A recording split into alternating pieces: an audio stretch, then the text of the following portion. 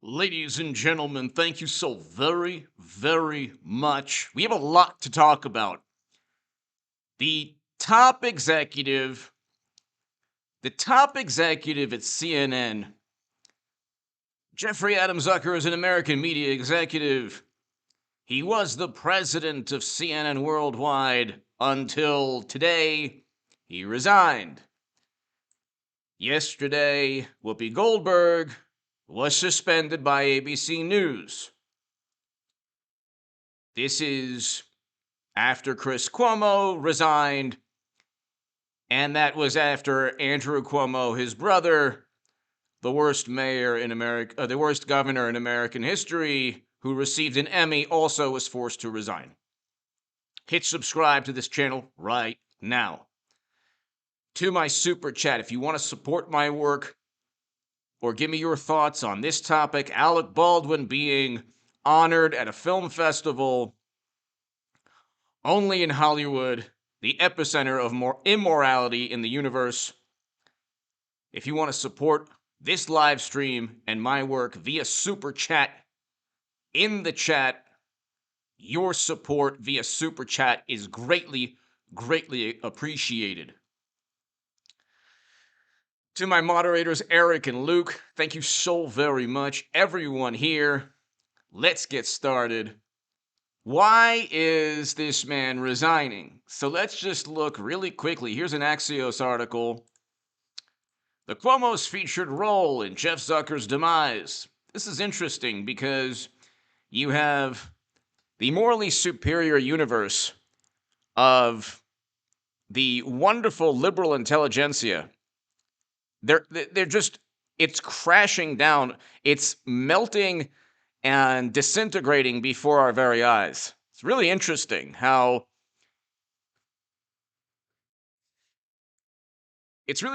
people who pontificate and judge the most, the people who judge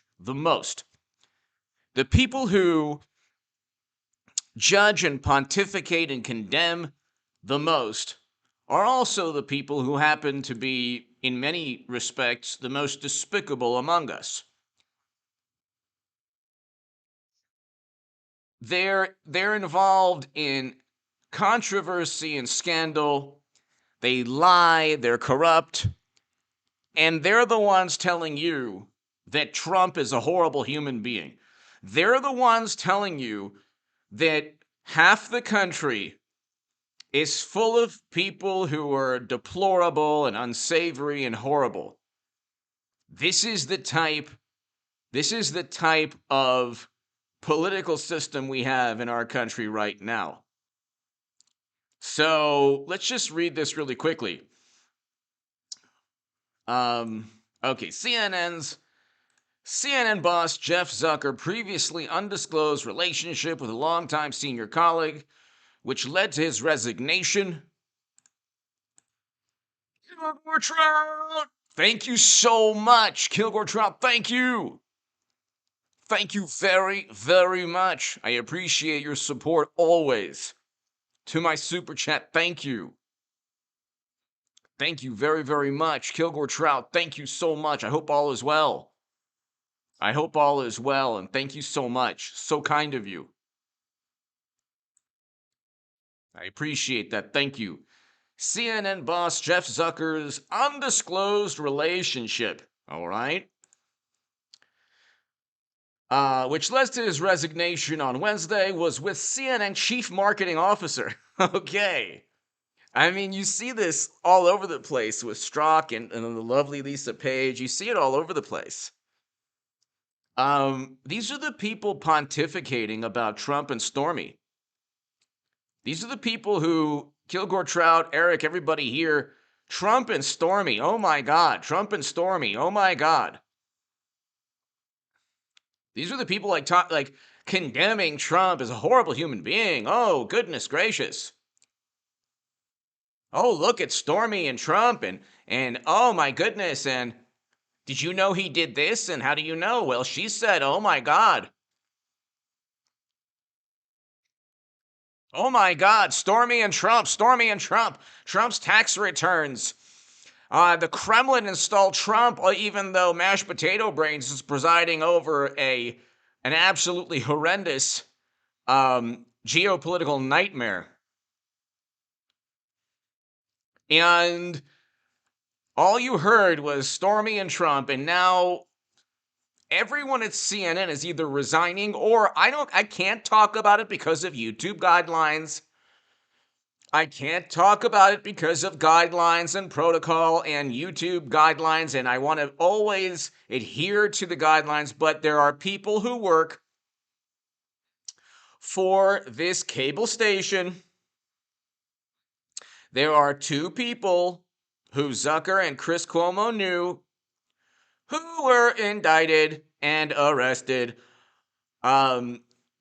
because they allegedly committed the most inhumane, despicable, diabolical, and evil activity. We won't get into it because, of course, there was an Arizona state senator who was arrested for a similar type of alleged atrocious, despicable, evil behavior. These people have not only glass houses, they are the most hypocritical, the greatest hypocrites of any generation. I mean, these people rival the televangelists. Remember the televangelists? You are healed just by this holy water. I've sinned. I'm sorry, I've sinned.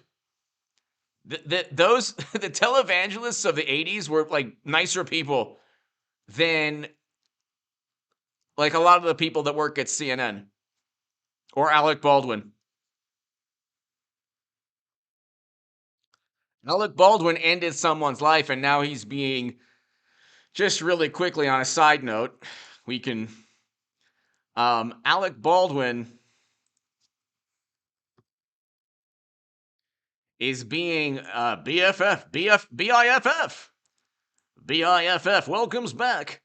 welcomes back Alec Baldwin in March as first ever guest programmer. No way! This is fantastic. Wow. No way. Are you serious? BFFI. BIFFI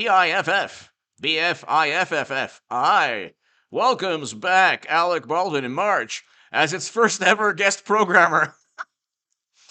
Was Jeffrey Dahmer busy? With OJ couldn't make it? The Manson family had a scheduling conflict. They had to get Alec Baldwin. What happened? The Night Stalker was busy. BIFF welcomes back Alec Baldwin in March as its first ever guest programmer. Da-da-da-da-da. Here's Alec. Make sure to duck. Horrible, horrible, I know. I say this not out of glee, but out of morbid humor, because the man ended someone's life, and he did so because he didn't check the firearm and the armor wasn't in the church and there was a camera crew protest. He ended the life of a cinematographer, and he's getting the chance. The man who ended a cinematographer's life will screen 3 films of his choosing at the festival. What they said about Trump was that Trump could end someone's life, and that S23, thank you. Greatly appreciated, thank you. What they said about Trump was that he could end someone's life. They said Trump supporters are so brainwashed that they'll vote for Trump even if he ended someone's life on Fifth Avenue. That's what they said. That's what they said. McFly. Biff. That's what they said. They said that Donald Trump could end someone's life. He could end someone's life on a street, and it wouldn't faze Trump supporters. The opposite is true. The opposite is true. Alec Baldwin literally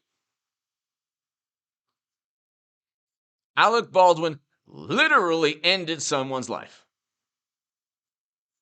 And he did so. No. They said that Trump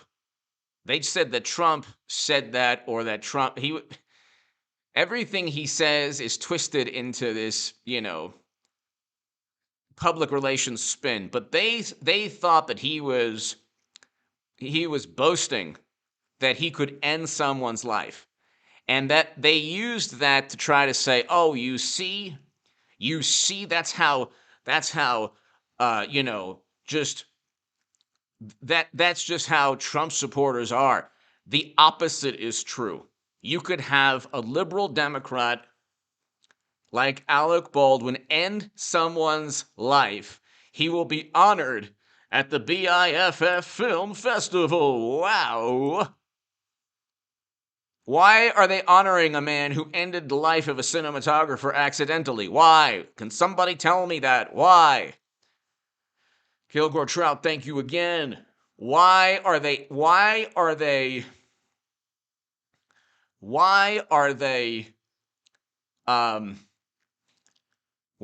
giving this man an honor? Well, okay, he probably wrote them a big check.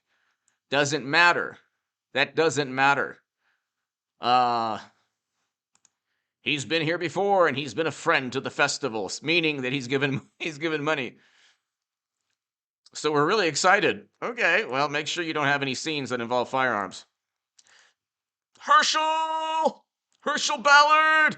Thank you, Herschel. Thank you, Herschel Ballard. Thank you, Kilgore Trout. Thank you, Herschel Ballard. Thank you. Why are they honoring this man? Because Hollywood is like the epicenter of immorality. Herschel, thank you as always. Every live stream, Kilgore Trout and Herschel, thank you so much, both of you.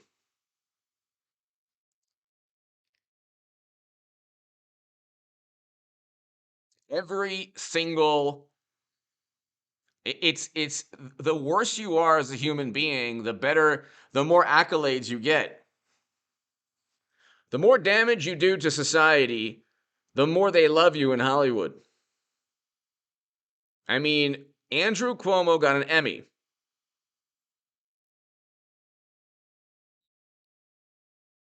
Andrew Cuomo got an Emmy. That's all you need to know.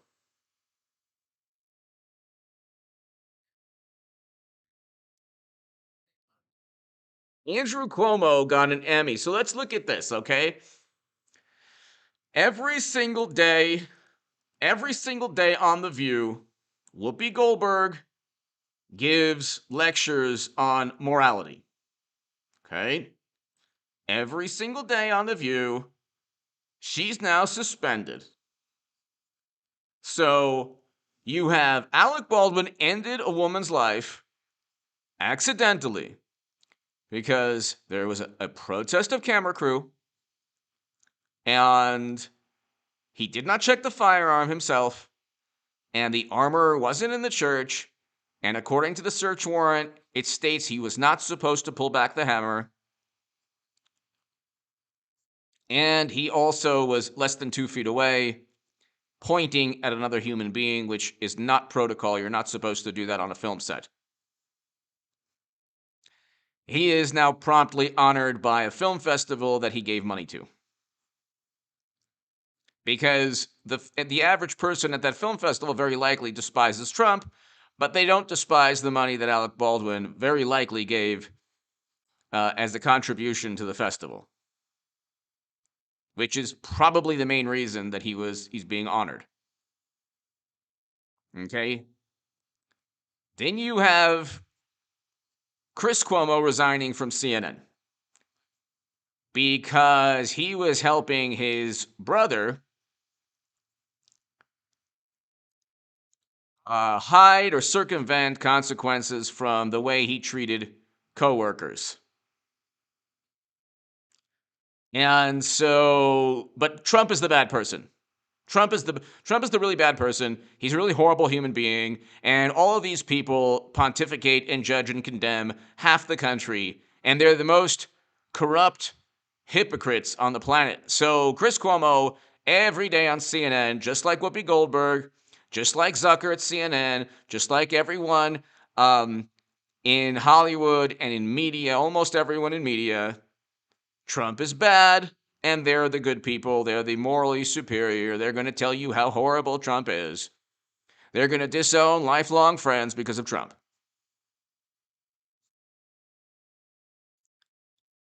And Chris Cuomo resigns because he not only engaged in nasty behavior himself,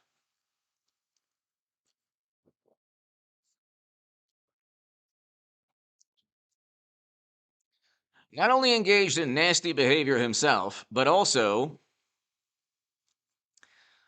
was trying to help his brother, perhaps even in a criminal manner. And of course, his brother had a criminal investigation, Andrew Cuomo, who was given an Emmy by Hollywood. And the Emmy was the Emmy's press release was the most nauseating thing you've ever seen in your life. He was given an Emmy. Okay, JG, hello. David, hello.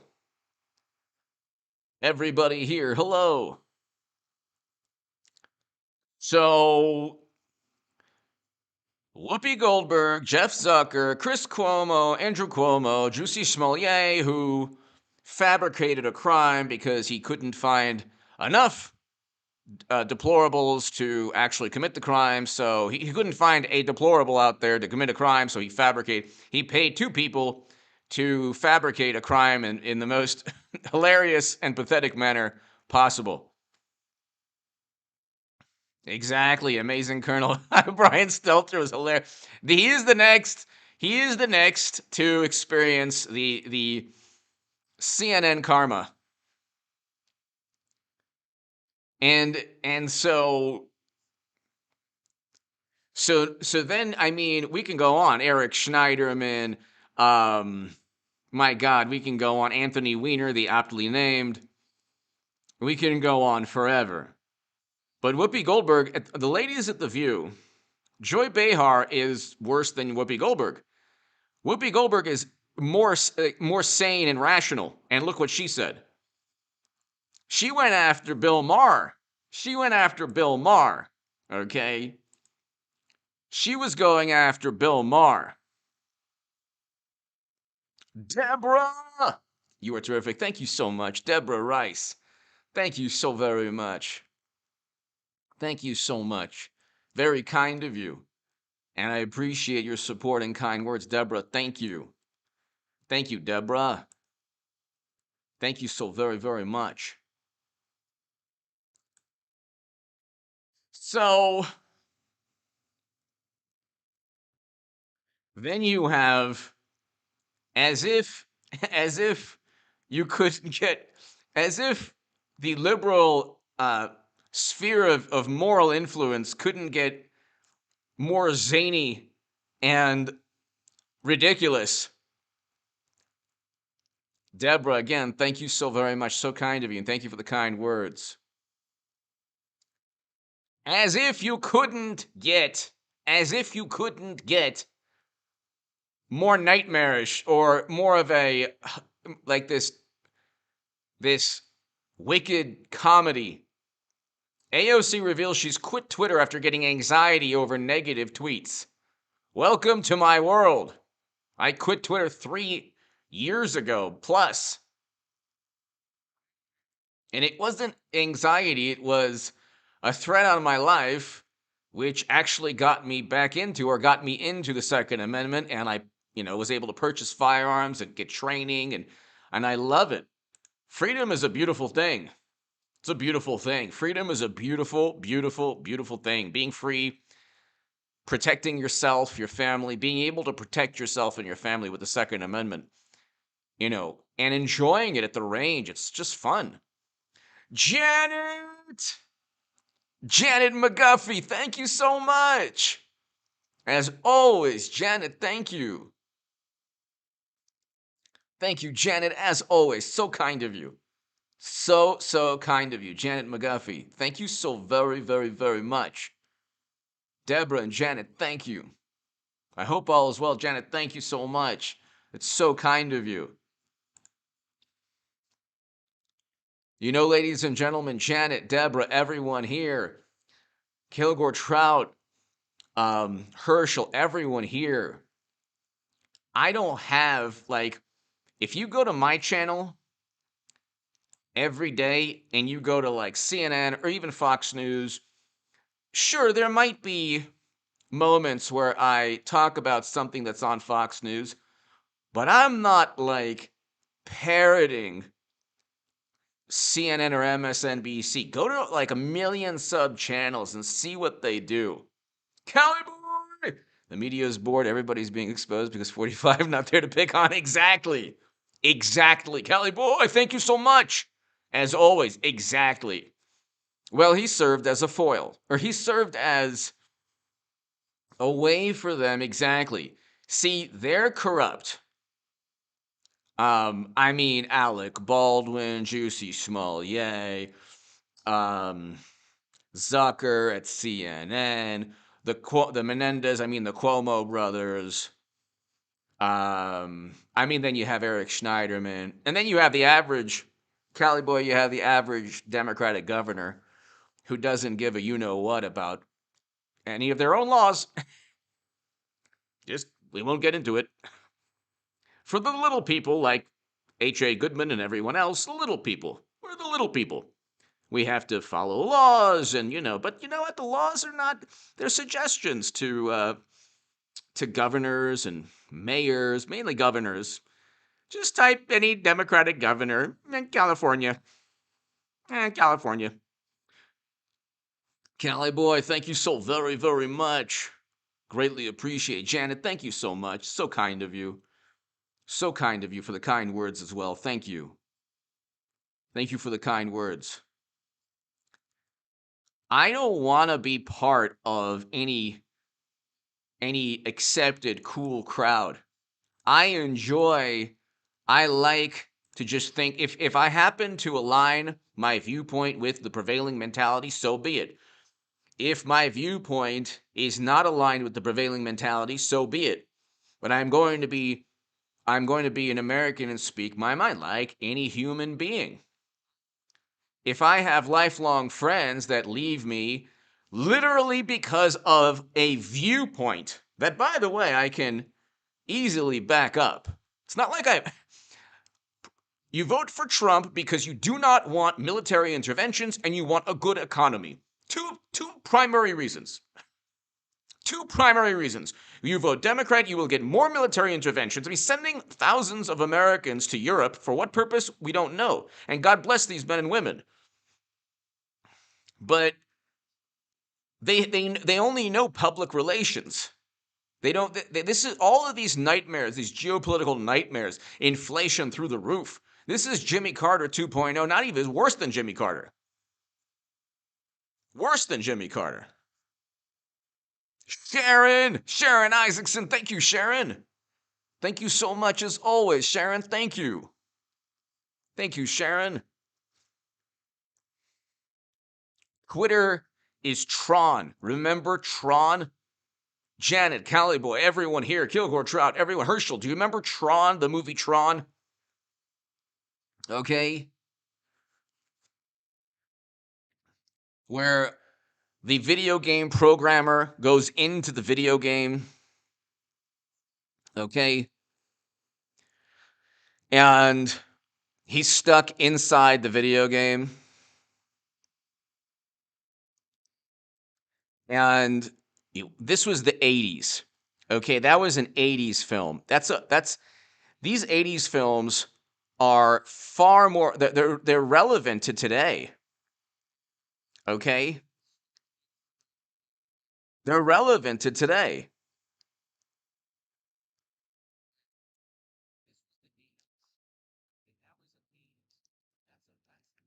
It was 1982. Okay, 1982. Jeff Bridges.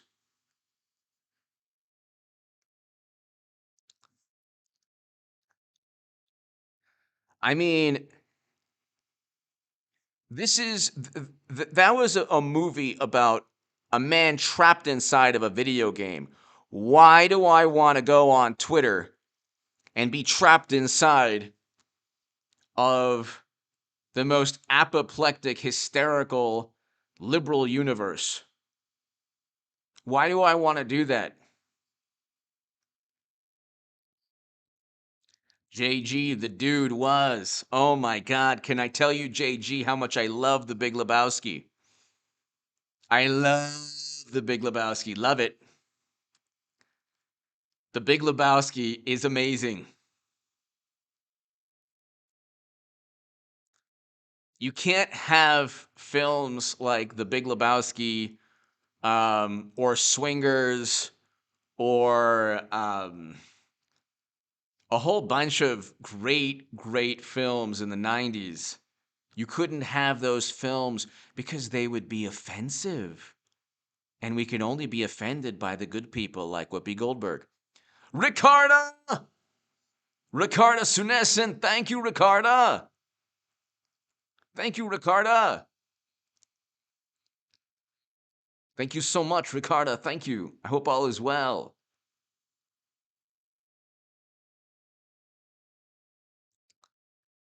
Well, JG, it's not exact. You don't really you want to be the dude sometimes. You probably don't want to live the dude's life. uh, they took my rug, man. Oh, that's like your opinion. Don't mess with the Jesus. I'm gonna shove it up. You pull that piece out. Um, he was John Turturro. He was awesome too. John Goodman. They were just so, it was such a but like um there were so many great films. Like the 90s just was they were full of great films. Um so Woody Harrelson and the bowling movie. Um why am I getting uh the bowling movie? Oh, Kingpin.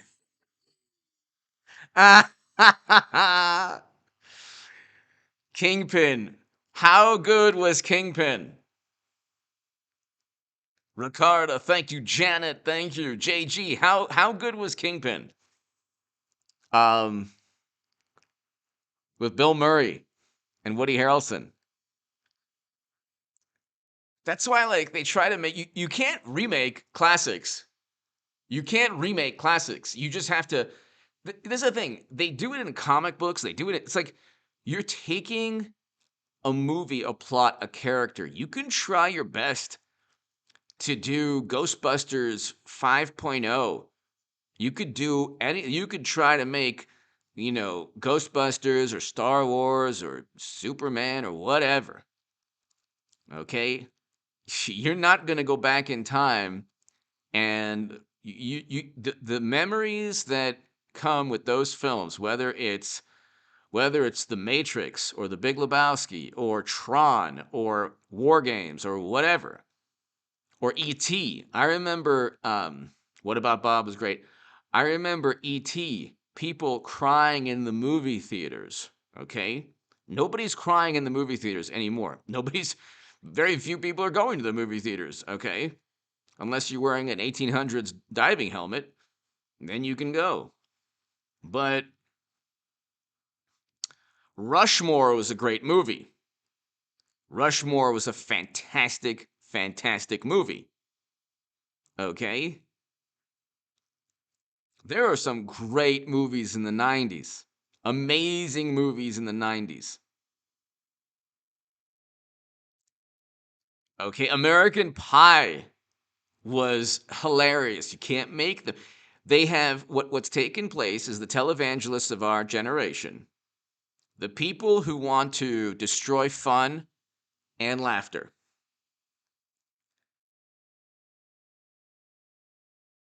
Because if people laugh, if people enjoy themselves and laugh, that's a big problem. You can't pontificate and judge and condemn with laughter. You can't feel like a victim with laughter. And today's morally superior liberal Democrats feed off the word victim. They feed off of it. It's part of an ideology that states only the Democratic Party can help you. So, and their policies are the most counterproductive policies. So what they'll do is they'll say, we are pushing for an eviction moratorium. We care about the people.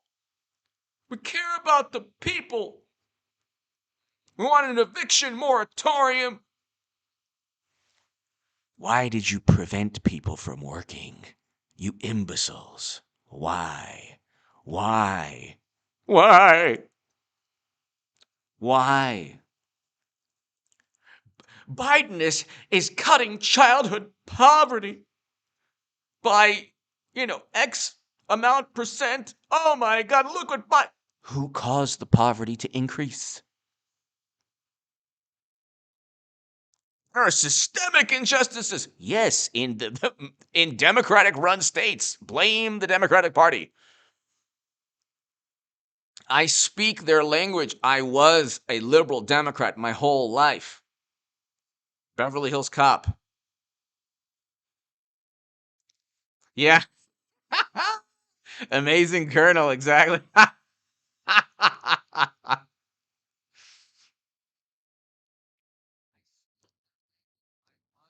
I speak their language. It's always, look what we're doing for you, but you caused the problems.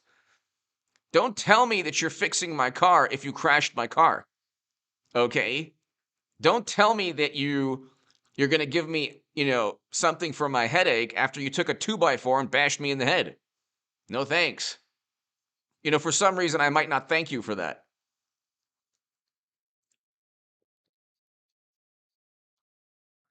Exactly, Herschel. They are the Borg. It's like this. It is like it's like this. They're like a giant AI robot, and they're like the software program is just slowly unraveling. The software program is unraveling before our very eyes. I mean, before our very eyes, unraveling. It's interesting to see. It's interesting to see.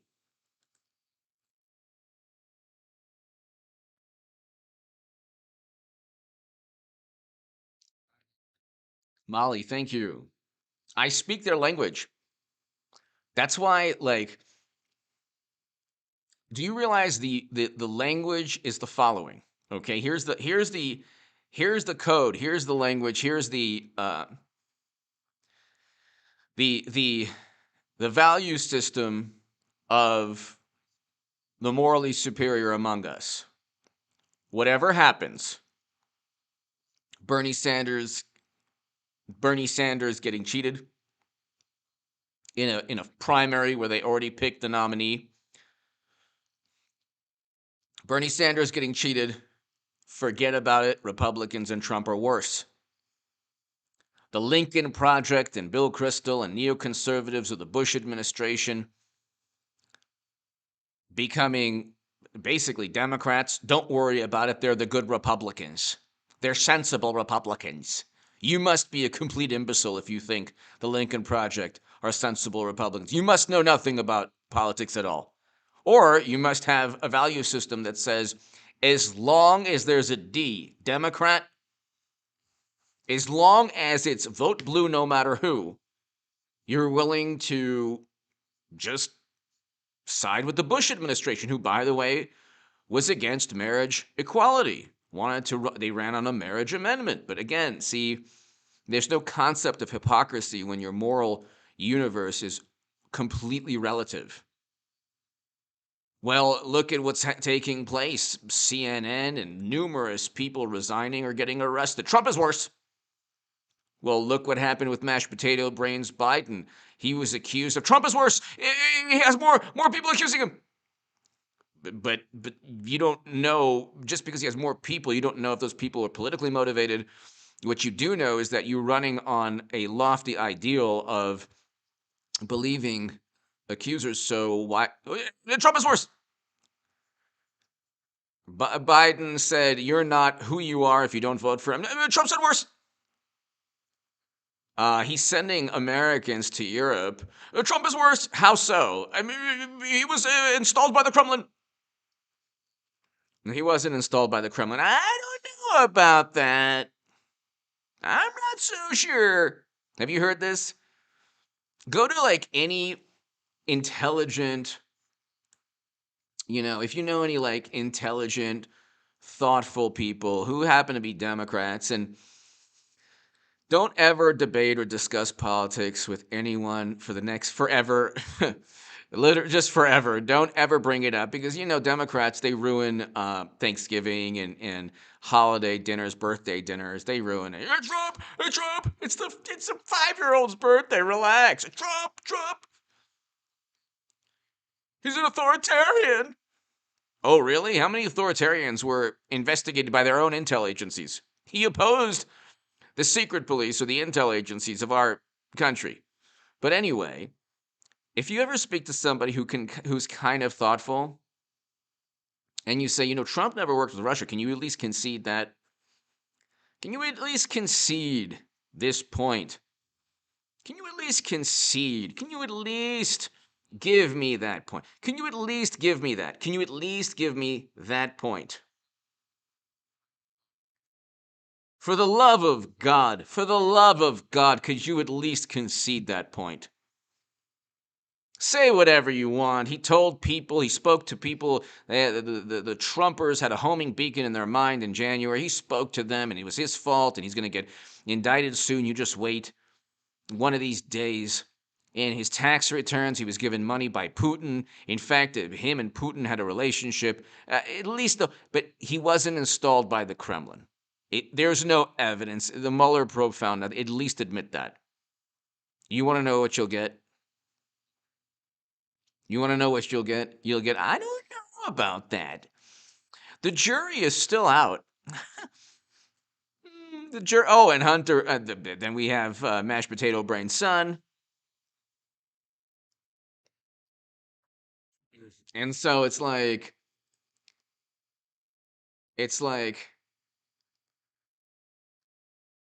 you have these people who all they know is social acceptance.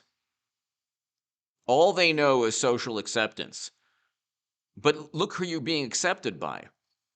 You're being accepted by people who live on Twitter. If you take Twitter away tomorrow, the Democratic Party ceases to exist.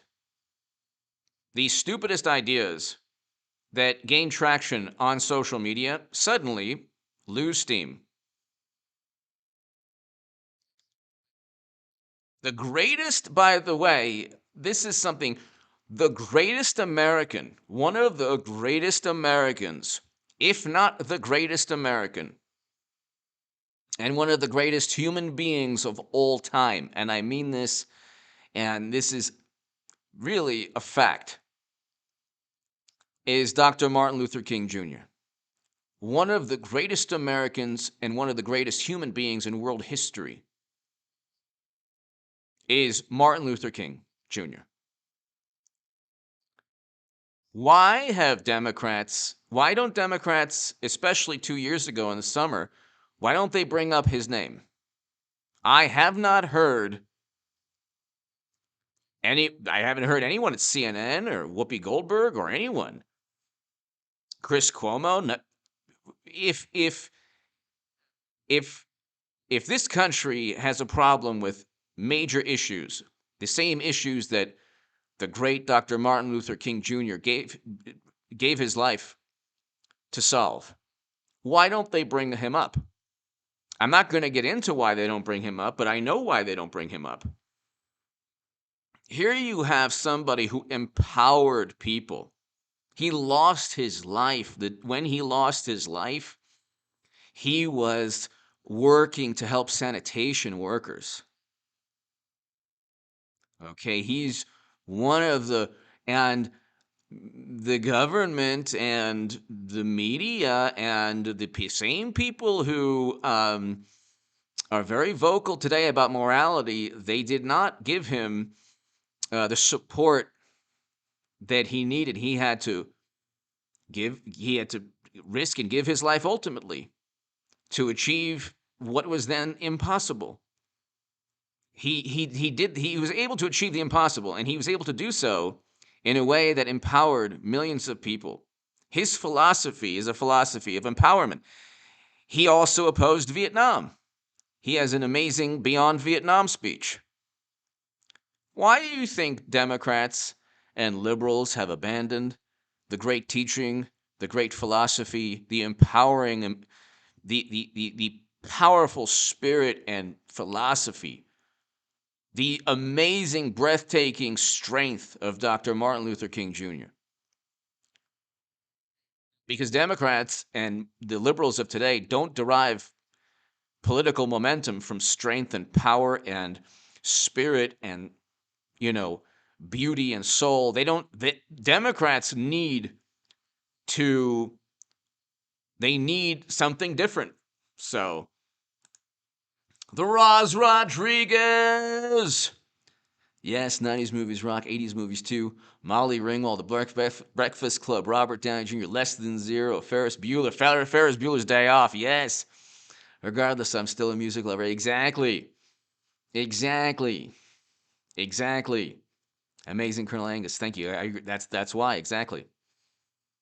The Roz Rodriguez, thank you so very much. The Breakfast Club was a great movie. How many people remember the Roz Rodriguez? You remember Fright Night? How great was Fright Night? Fright Night was an amazing movie. The Lost Boys, amazing movie. Stand By Me, amazing movie. I'm telling you, every single Beverly Hills Cop, Down and Out in Beverly Hills, today's morally superior liberal Democrats would find some problem, some issue. Roz Rodriguez, thank you. War Games, remember War Games with Matthew Broderick?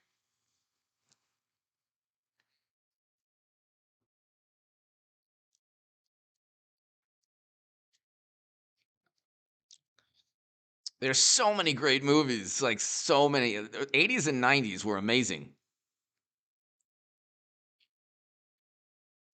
And they interviewed Lemmy of Motorhead, Lemmy Kilmister, of one of the great rockers of all time, of Motorhead, and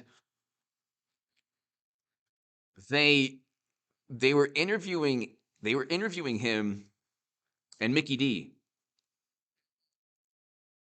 amazing drummer for Motorhead, and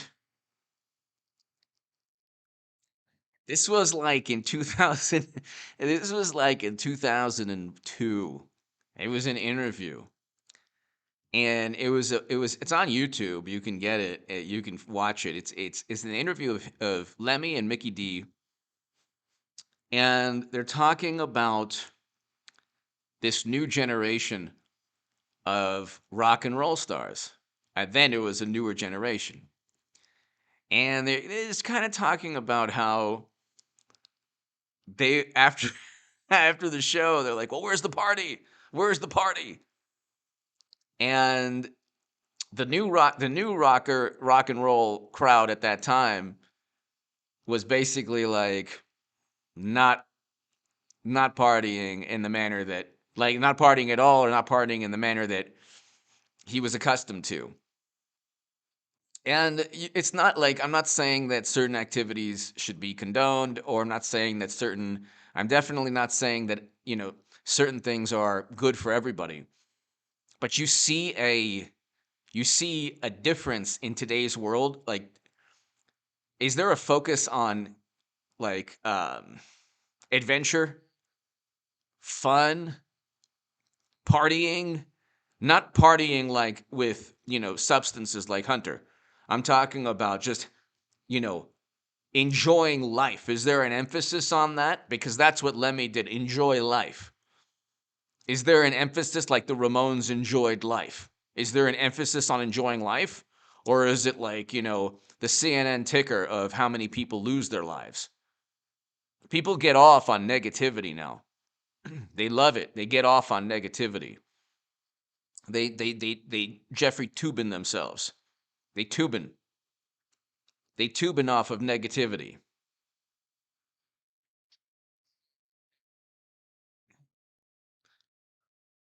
People today, like I used to think that in the 90s, you know, I used to who's that motivational speaker? Tony Robbins. I used to always look at Tony Robbins and say, it's just an act or whatever.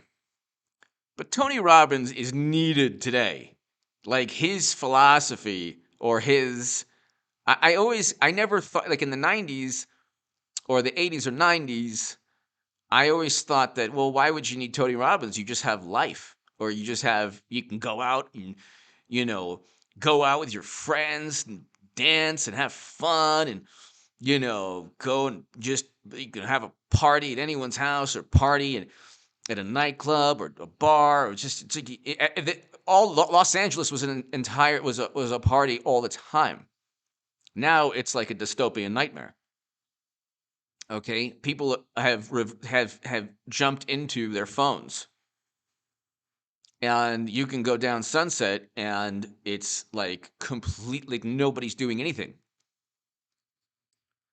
And I used to say, Tony Robbins, okay, it's a thing that he's doing. I guess it's good, it's positivity, but whatever, you could just live life. You be positive then. You just try to enjoy life as much as possible and, be safe and, don't do anything too crazy. And you know what? Just have fun and be happy and do productive things, But now this society, this world needs the Ramones or Lemmy of Motorhead or Tony Robbins. They need like something to uplift people, like something to like give people confidence or to give people like some kind of like everything is this based upon being depressed and sad and angry or like going after people on social media. All you read now is this person was eviscerated. This is debunked. He totally got burned. He was totally eviscerated. Oh my God. It didn't work out well. This person tried to do this. It didn't work out well. Everything is public relations now. Everything is negative. Negativity. Every ideology is revolves around being a victim. Every ideology or philosophy on the left, at least, not on the right, actually. Conservatives, that's like the opposite of this conservative era or whatever.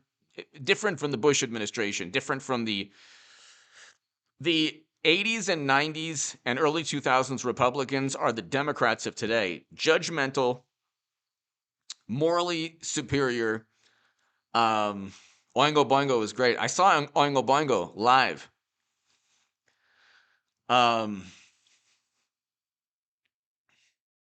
Exactly. Exactly. S23. Exactly. Nobody like, when's the last time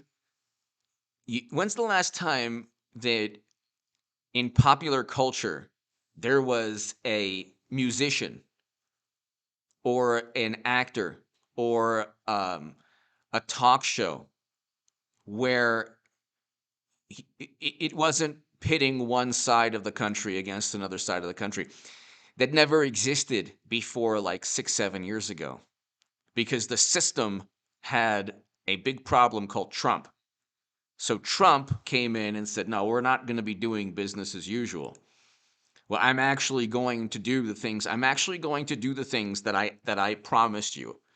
I'll build this. I'll I'll send tariffs here.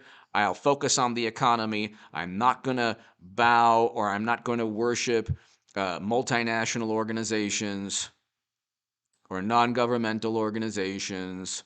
I don't care about your sacred cows. And I'm going to focus on the economy and reversing failed U.S. foreign policy. And God bless the men and women of the U.S. Armed Forces who implemented 20 years of foreign policy that was, created by people like the Lincoln Project, who now are basically Democratic operatives.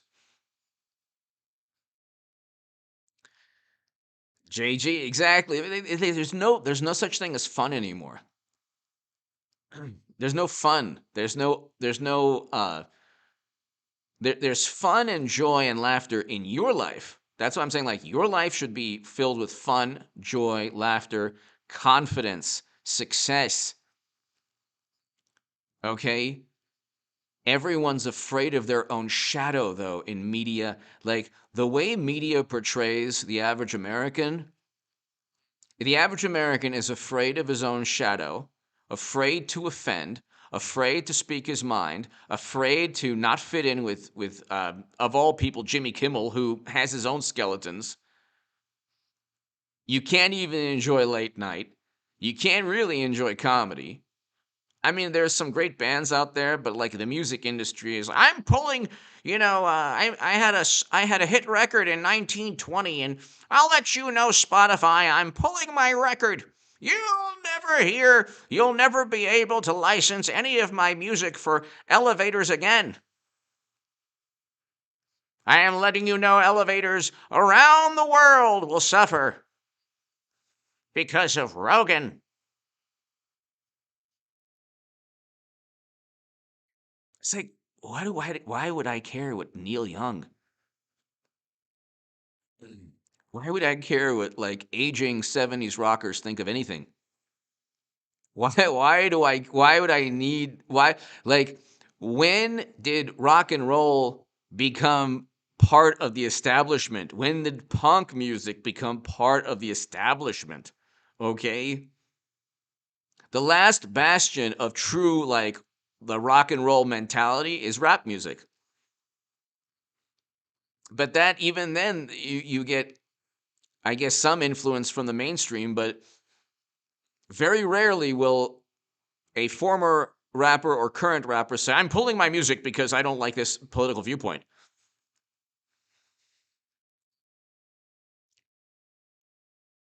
At least rap music still has that mentality, like, you know what, we don't care what anyone thinks. At least, even though, like, I look at everything old school is better. Everything old school is better. DMX, one of the greatest of all time, he just passed away. Love DMX. I love DMX.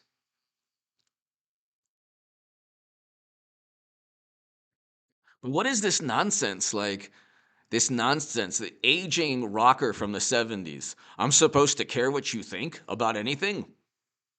People are losing their lives because of this information. Well, I don't know how. You tell me how many and go to a court of law.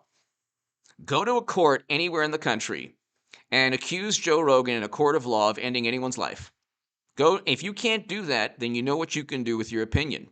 You can place it in a certain location.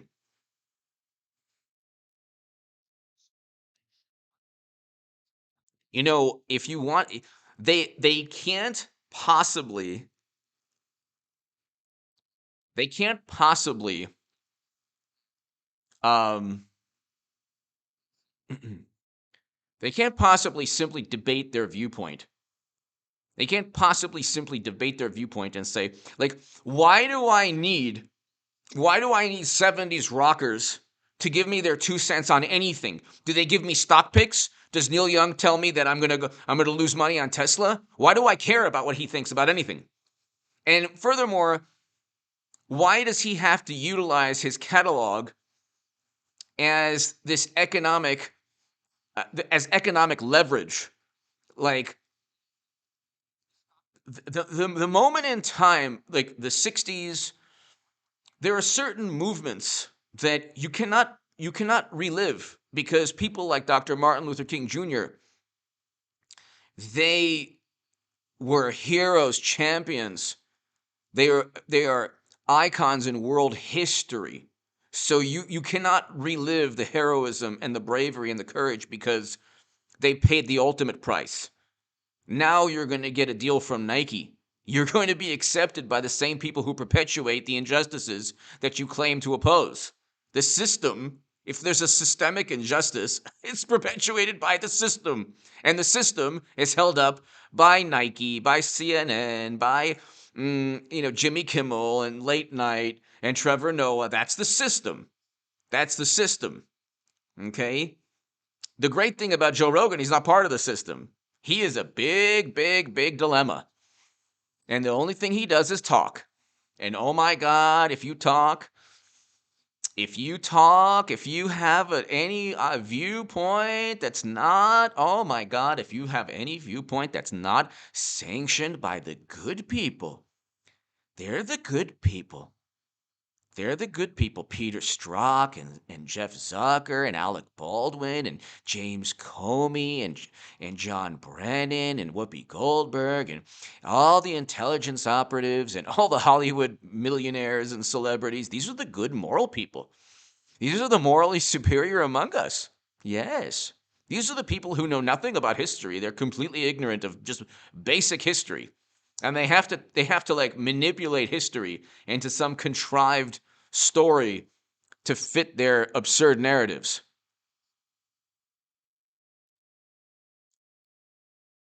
But you used to up in like Twilight, there's a problem now with the vampire film series Twilight. It's about vampires. It's about vampires. Okay? It's about vampires. What is wrong with a movie about vampires? What? Tell me. I don't know. But then, you don't know. It's a big problem. It's a big problem. This and that, and they find it's this micro type of they find something. You could do that if you did that in a relationship. You'd never have a relationship with anyone. You taking that remote control is just like this time period in world history, and so therefore, you are Attila the Hun for taking the remote control. You see the correlation? That's it. We're done. Divorce. And you look at all these things, like you look at Mel Brooks, Don Rickles, Sam Kinison. Okay, you think Sam Kinison, early Howard Stern, and he's pretty much become establishment in a very sad way. You think Howard Stern would have made it in this world? No way. They would have boycotted him immediately. He would never have been on any station. He would never have made it. Howard Stern would never have made it now. Exactly. Look at this. I agree with you. I agree with you 100%. Thank you. Althea, thank you. And God bless the people of Canada.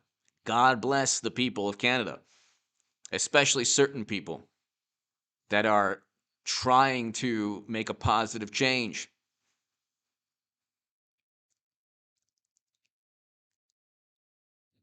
Sam Kinison was hilarious. Okay, he was so funny. His comedy, they would say that he was an extremist, and he was speaking to the horrible monsters. Sam Kinison, Mel Brooks. Every Mel Brooks film would be banned by today's liberal intelligentsia. Every single Mel Brooks film would be banned. Every single Mel Brooks film would be banned. Don Rickles would never have made it in this world. Okay?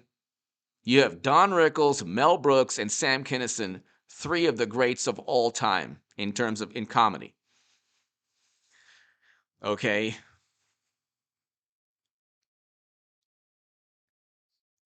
I mean, you just look, it's like it's a dystopian nightmare. That's why I say, like, focus on um your life, your happiness. That's why, you know what? Looking at Tony Robbins now, buy a Tony Robbins tape. Honestly, this entire world needs to just, you know what? Tony Robbins needs to like, someone needs to like, some AI program needs to get on everyone's phone on in the United States of America and put like a Tony Robbins tape on there. Because whereas in the 90s, I'd be like, why do you even need this type of, uplifting stuff? Whatever. It's just, life is fun. Life is great. What are you talking about? Now, life is a struggle, like, for a lot of people. And everyone goes through a loss of confidence. Everyone does. Everyone in their life at some period. It's either it could be in their 30s, it could be in their 20s, it could be in high school, it could be, everyone goes through a loss of confidence. Okay? But eventually you have to regain that confidence, David! Let's look at the Dow. Let's look at the Dow futures. Faceplant. David, faceplant, yes. I don't want it to happen, but we're seeing a slow motion market crash.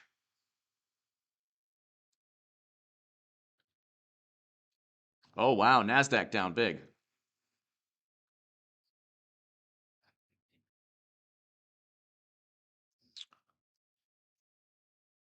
Yeah. But everyone needs to it's like you walk around in this world and you see people and the pride, the happiness that you see as I communicate in the language of artificial intelligence, as I communicate in the because as I communicate in the language of artificial intelligence, wearing the 1800s diving helmet, happy, happy, happy, opening up the little, oh, they're so happy and proud. It's so beautiful. Look, look, everyone. I'm wearing an 1800s diving helmet. So fantastic.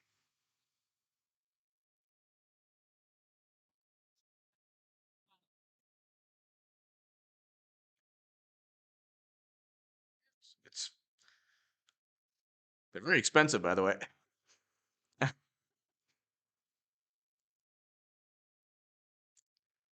Look, everyone, as I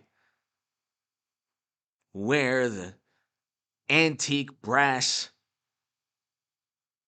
1800s diving helmet. I'm so proud of myself. And I'm like, I don't offend anyone. Everyone's afraid to. Everyone lives in social media and into this. Don't delete your Twitter, delete your Facebook. Watch my channel on YouTube. But this is a glorified VHS tape.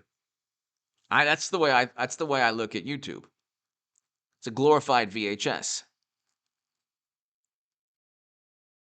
You know, but like message board, like based like a Twitter based platform. Speaking of, I check my name sometimes just to see what people are saying. And one wonderful person, very wonderful, says, "Oh, I wonder what H.A. Goodman thinks of this." And it's about something about the National Archives and papers being torn or withheld. And they're trying to equate it to top secret intelligence on private servers. for 4 years with special access program intelligence, where almost the entire planet almost certainly obtained the information. So that's where those people are still at. Freedom Autopsy Report. HA, I thought I thought of you playing. I thought of you. I thought HA. I thought of you playing binaural in the background. Thank you, Freedom. Thank you. Thank you.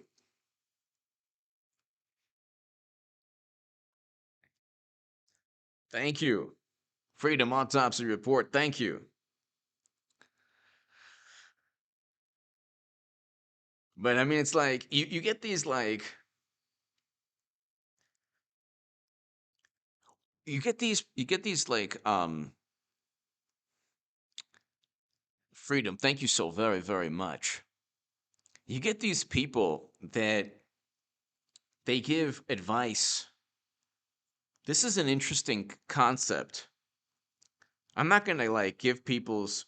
I'm not gonna give you the name of these people, but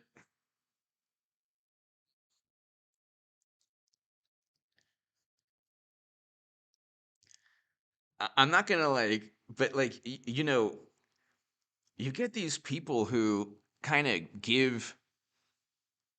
They try to give lessons or Freedom. Thank you so very much. Thank you. They try to give lessons now because the world is just so judgmental and like everything is uh it's all about tribalism and people are in their different tribes and their different groups and the different political like it's one political side versus another political side and you know you know you know the mentality on how to behave as a human being. I'll speak as in vague as in the most ambiguous manner possible.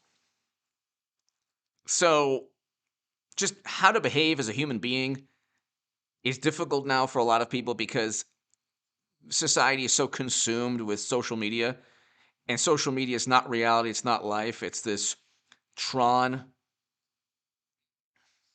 Freedom, I can't. I could, I guess, but I think it would break my microphone. And then you have exactly two brain cells, exactly. You have these people, it's like Tony Robbins, but Tony Robbins was like uplifting for everyone. Okay. Tony Robbins, actually, his philosophy is like uplifting, empowering. Anything that empowers you is great. Anything that empowers you is bad for the Democratic Party because then you don't need them. Why would you need somebody to help you if a philosophy of empowerment helps you out of the poverty that Democrats create? I mean, in Democratic run areas of the country, you have the greatest wealth inequality. New York and LA, you have the greatest wealth inequality in the world. In the world. But you have these people now, like, they make a living off of telling young men, like, how to get confident and, you know, speak to people and, interact with people. And it's like, there was never a need for that, or there was never a market for that. There was never a market for that because rejection growing up was just a part of the game. It was not a big deal. If you're rejected, you're rejected. Okay, that's just part of life. You get rejected all the time if you try to pitch an article to a publication. They might say, thanks, but we're going to pass. Happens all the time. You want to speak to somebody that you find interesting or attractive and you get shot down or, rejected. Okay. But I think that, I don't know, this is it's a different world. It's unfortunate because there are so many psychological obstacles that come with social media. Social media is like the worst. It's like the worst thing it's like a digital plague. It's like a scourge, a cyber scourge upon humanity.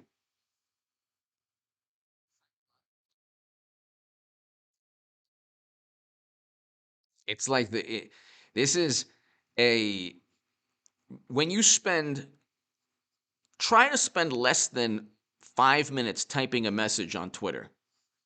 It's not going to happen. From what I remember on Twitter, you can spend hours. You could spend hours on Twitter.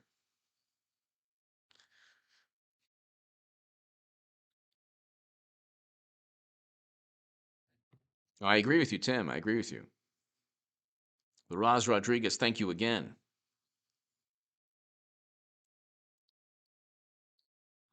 You could spend hours on social media arguing with somebody. That's why AOC left, and it's tailor made for AOC. Judith Gorian, thank you. Thank you, Judith. Thank you so very, very much. I hope all is well, Judith. Thank you. So kind of you. LOL. Thank you, Judith.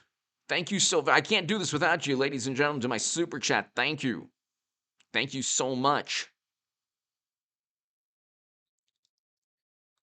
Judith, thank you. You know, the demographics of my audience, I have people in their 30s. I have a lot of people in their 40s. I have even more people in their 50s.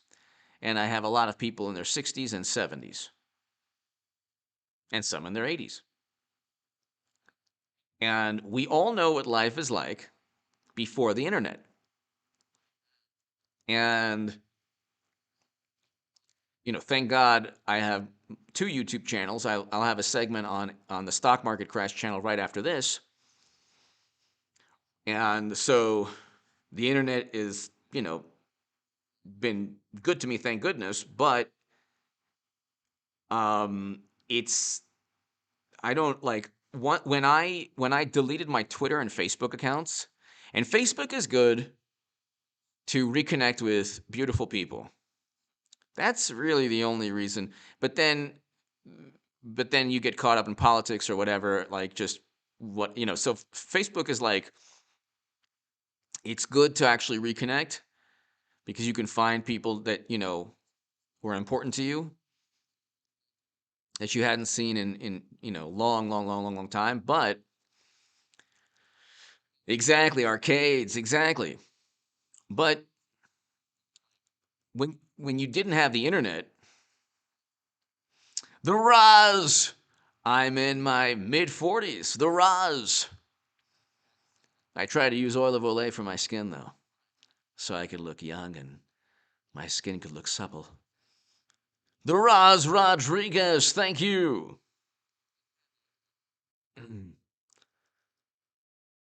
My idea of fun growing up was riding my bike with a whole bunch of my friends and, you know, going on like little adventures, riding bikes and, you know, or just going to Denny's in college at, you know, whatever, 2 in the morning. These are like things that I don't know if I don't know if young people do those things anymore. Then when I was in my 20s, like, you know, Los Angeles was a fun place. It ha ha, JG, it rubs the lotion or it gets the hose again. Ha ha. That's what's happening to our country by mashed potato. Hey, come on, man. It rubs the lotion, man, or it gets the hose, man. Come on.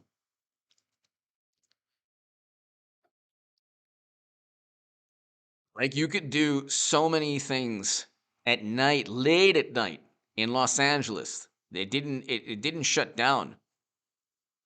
The party would start in Los Angeles, and this was all throughout the 80s, 90s, early 2000s. Now it's like there's like literally like a ghost town.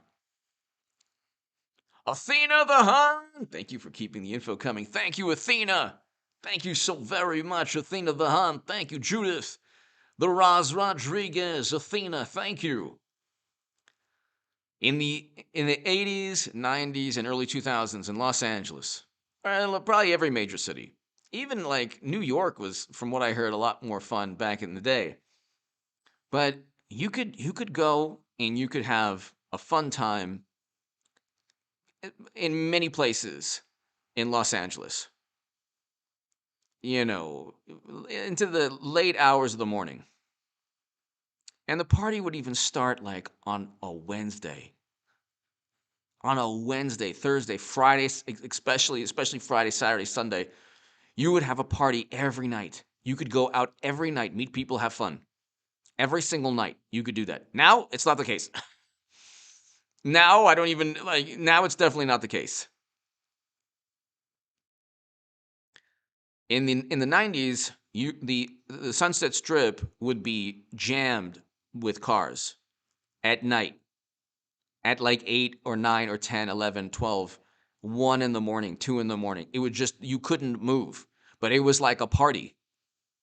That was a party in and of itself. You'd just be jammed with endless cars going to look at, like, seeing what was going on. Like restaurants, nightclubs, bars, everything was just fun. Like there was a nightlife. People weren't afraid of their own shadow. And there were like issues in the 90s, like lots of issues, lots of problems.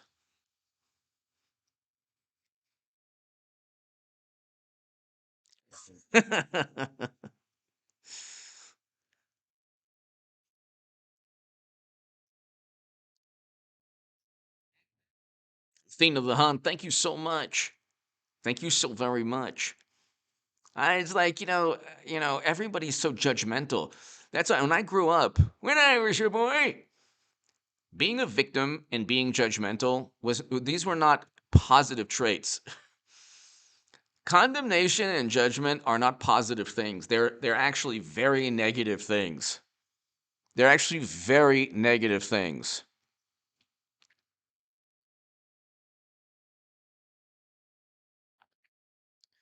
When did condemnation and judgment become vogue? That's what I want to know. When was it ever fashion? It's fashionable now to judge and condemn and be a victim and it's different. If you want to talk about issues and problems in society and fix those problems, that is noble. That is beautiful. Okay? But people have always tried to do that from a vantage point of empowerment. This type of thing is Twitter is all about, if the Republicans could just do this, if Democrats could just do this, but mainly it goes one way. These Republicans are harmful. Trump, what he said was a big harm. He did harm to people. And then, like, when you get, like, everybody from Whoopi Goldberg to, like, anybody that says something offensive, I'm sorry for the hurt I caused. What hurt could you have caused? Like, even with her comments, which were completely ignorant and foolish, I don't know if she hurt anyone. Who is hurt from a comment? Who could be hurt? You could be maybe disappointed. But what does that mean? Like, I'm sorry for the hurt I caused. What happened to sticks and stones may break my bones, but bad words will never hurt me? What happened to that? Sticks and stones. What happened to that?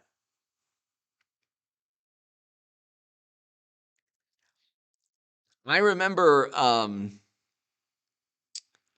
I was taking a I was taking a philosophy course. No, it wasn't a philosophy course. I was taking a very difficult course when I was at my university. And I remember the professor was a pretty good professor.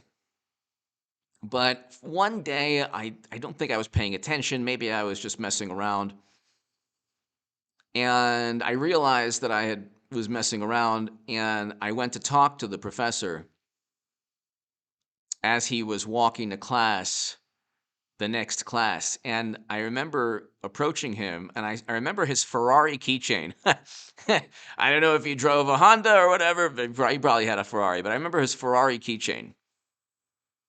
And I went to him, I go, Professor, so-and-so, I just want to apologize. And I want to, let you know I'm going to do everything it takes to get an A in your course. And he looked at me and he said, I don't think you have what it takes to get an A in my course. And it was like, he just said that. And it was like, fine. I totally accepted it. The moral of the story is that I ended up getting an A in the course. But if him saying that to me, like, lit a fire, or him saying that to me made me want to prove him wrong.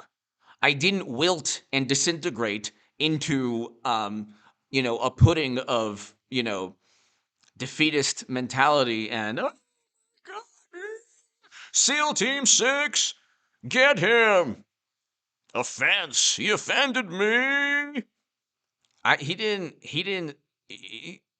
But you know what? That's the way professors were. That's the way authority, teachers, people, and those. So he was telling me, if you keep messing around, first of all, he was telling me, look, if you mess around in class, you're not going to do well. And you know what? You seem like the type of individual who would mess around. But then I didn't. And I didn't take those words to heart. I said, you know what? He doesn't think much of me, and I'm going to make sure that I do what it takes to get the A in the class. Nowadays, the mentality is, oh my God, he said something. Exactly, John. Nowadays, the mentality is, did you see what that professor said? He said that I don't have what it takes.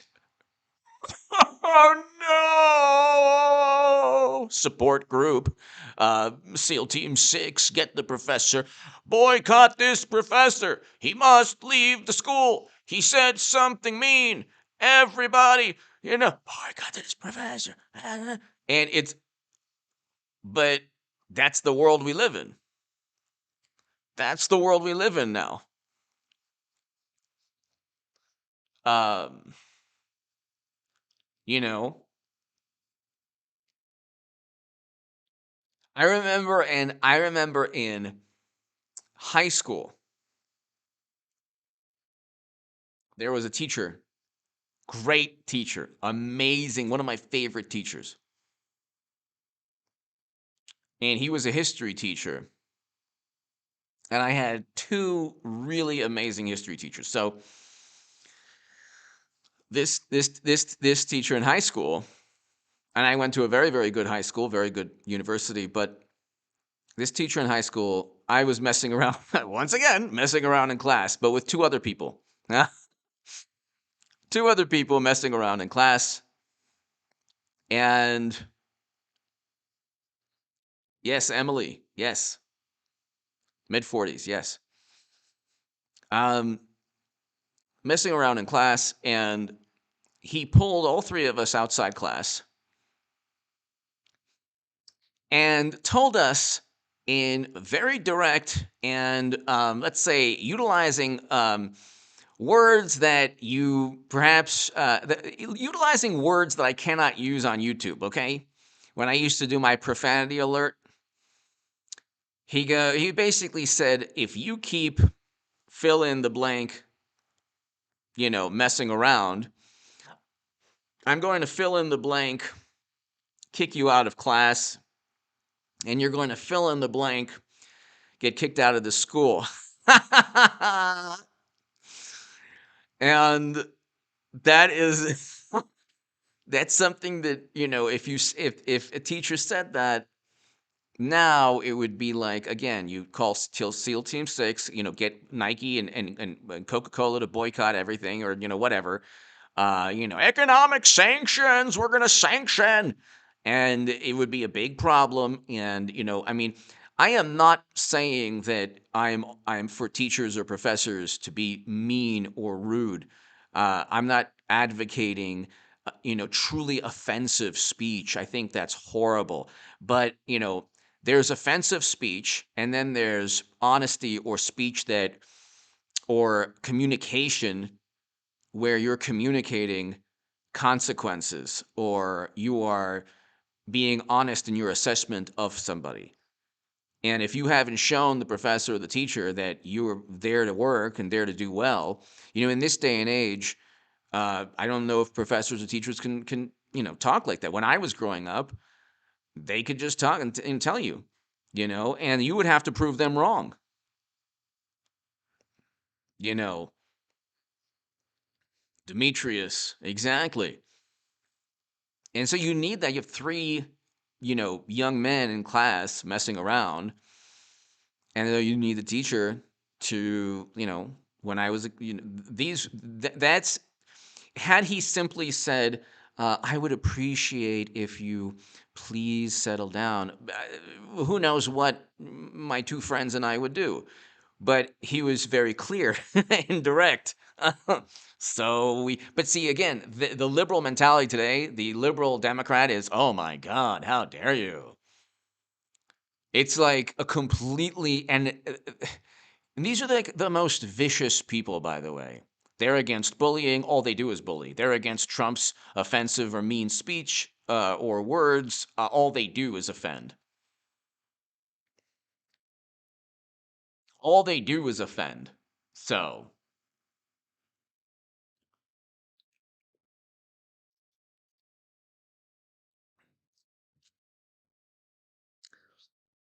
I mean, Biden can actually, mashed potato brains can actually call somebody a stupid you know what. And you'll get Jimmy Kimmel, who actually, Jake Tapper basically said that wasn't right. And Jimmy Kimmel was like, isn't it true? Isn't it true? And like he won't, and then Trump said worse, right? Didn't Trump say worse? Like, no, Trump didn't say worse. Trump has never called anyone that. Categorically, categorically, um, Trump has never, what Biden said was absolutely categorically worse in every way. Trump never called anyone a stupid you know what. And had he done so, like, you can look at the words that Biden and Trump have stated, and if you didn't know, like, Biden or Trump said those words, no doubt, no doubt, like, the most offensive would be Biden's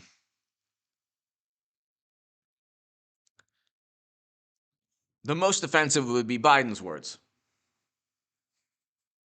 The most offensive would be Biden's words. It's, again, like, the country, unfortunately, is going to experience a recession.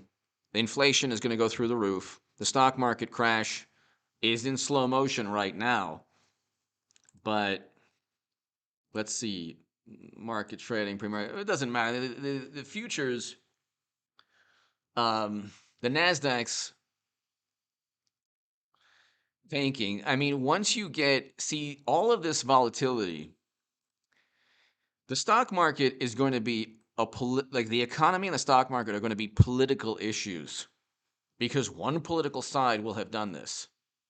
One political side will have done this.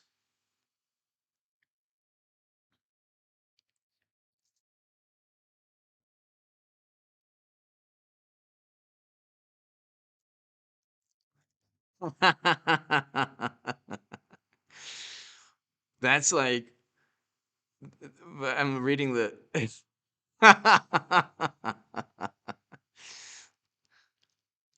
Kids used to throw toilet paper. This is something you never see. And I'm not advocating this. I am not advocating any type of mischief. But you had billions of dollars in property damage and it was completely overlooked. It did nobody any good 2 years ago. But like on Halloween in Los Angeles, you would have kids just throw toilet paper at us, like on like trees.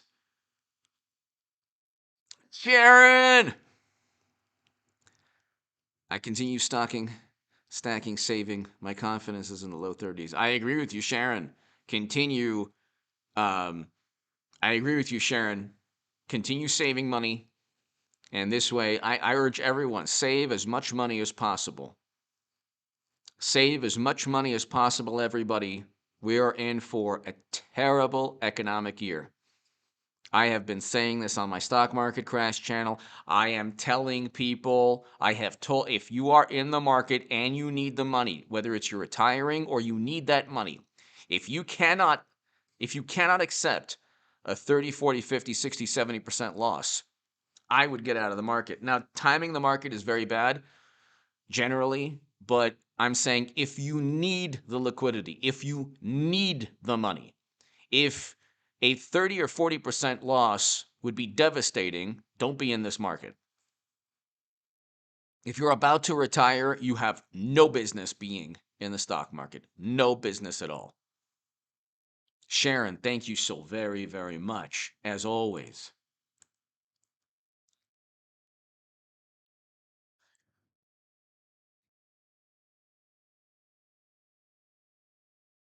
It's like,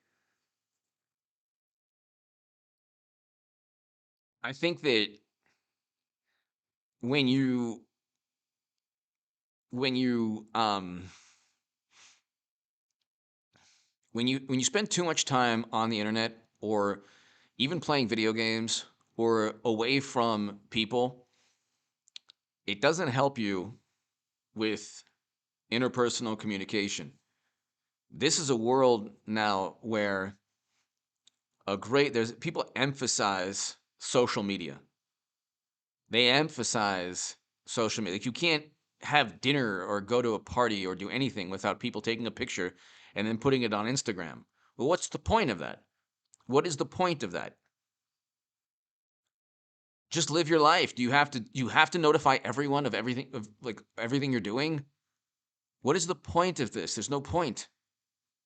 It's a waste of time. And it only attracts like Alec Baldwin went after a Gold Star family, allegedly, according to the latest lawsuit. Went after a Gold Star family.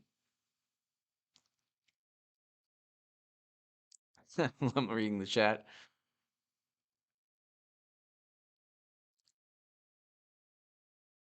And it's like he went after a Gold Star family and then he reposted a picture of one of the people related to a fallen Marine because he didn't like the person's politics and because he wanted to teach them a lesson somehow because he thought that she was doing something illegal, which she wasn't. So he literally got everything wrong according to the lawsuit. And these are the people who are being honored. Like, this is a fleeting moment in time, ladies and gentlemen, a fleeting moment in time. Okay?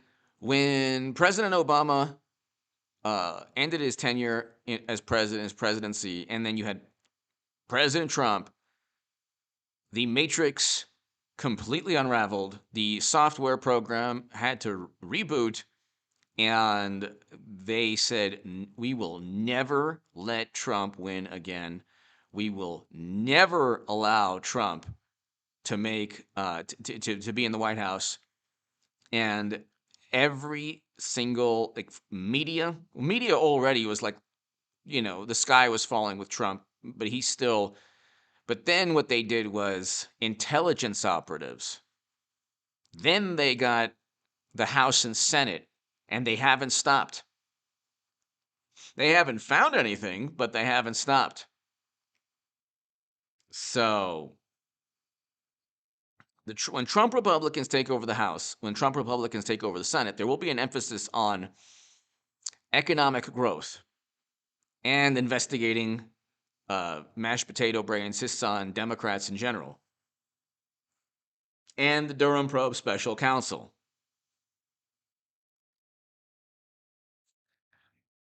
The Durham Probe Special Counsel is a special counsel just like the Mueller probe. When people sometimes say to me, so it's an actual probe? Yeah, it's going on.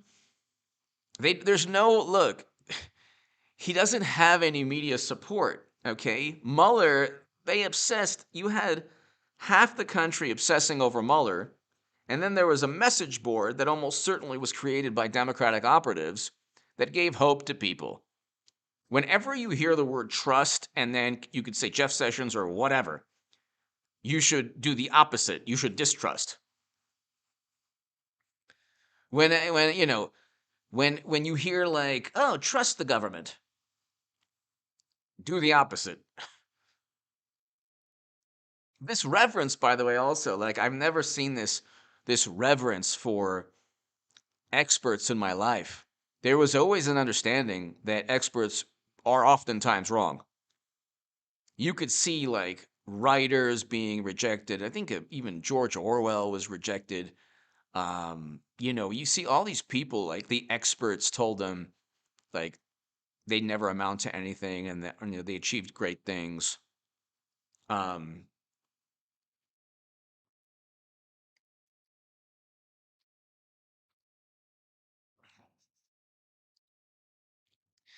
I mean, it's like the like confidence is looked down upon in our society, or I should say people are confident in their ability to judge and condemn. They're not really confident in their ability to take a positive risk in life or achieve something fantastic or great. And I understand like when AOC or others say, well, there's student loans, like that's true. But then why did you take out the loan? Has anybody ever asked, well, why did they take out the loan? You majored in something in college, or majored in something in university. You took out the loan. Okay, so then, well, why did you do so? Okay, well, you were planning on a career in what? In philosophy? That's tough. In communications? Okay. In whatever it is that they took out the loan for, you can still utilize those skills and that knowledge in a whole bunch of fields, probably. So it's just the whole thing with Bernie Sanders and AOC is that they promise things that the Democratic Party, they promise Green Party policies. I agree with you, JG. I agree with you.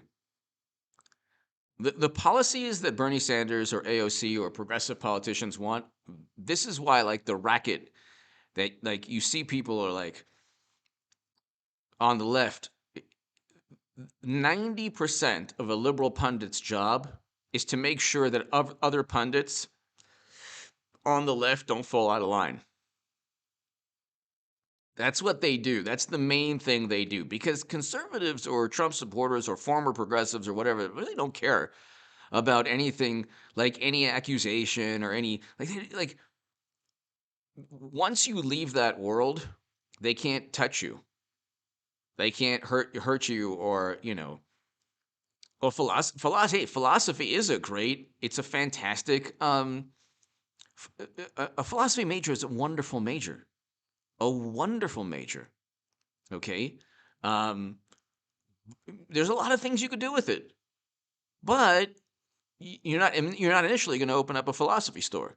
So you have to find out how you can use those skills in other careers. I mean,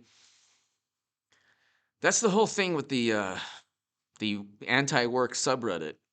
It's like the anti-work subreddit was the whole thing. Well, people say, well, it's not about, anti-working. It's about worker. It's about it's about labor laws and workers' rights and all of that. And it's like, well, okay, that's fine. That's good. But it's still called the anti-work subreddit, and it's basically a place for left-leaning ideologies. These ideologies always lead to, like, Amazon. Jeff Bezos owns the Washington Post and Amazon, and everyone buys a whole lot of stuff from Amazon, and that's fine, but it's probably hurt mom and pop shops around the country. Um, but then they also own the Washington Post, and the Washington Post is always anti-Trump, Trump bad, orange menace, and so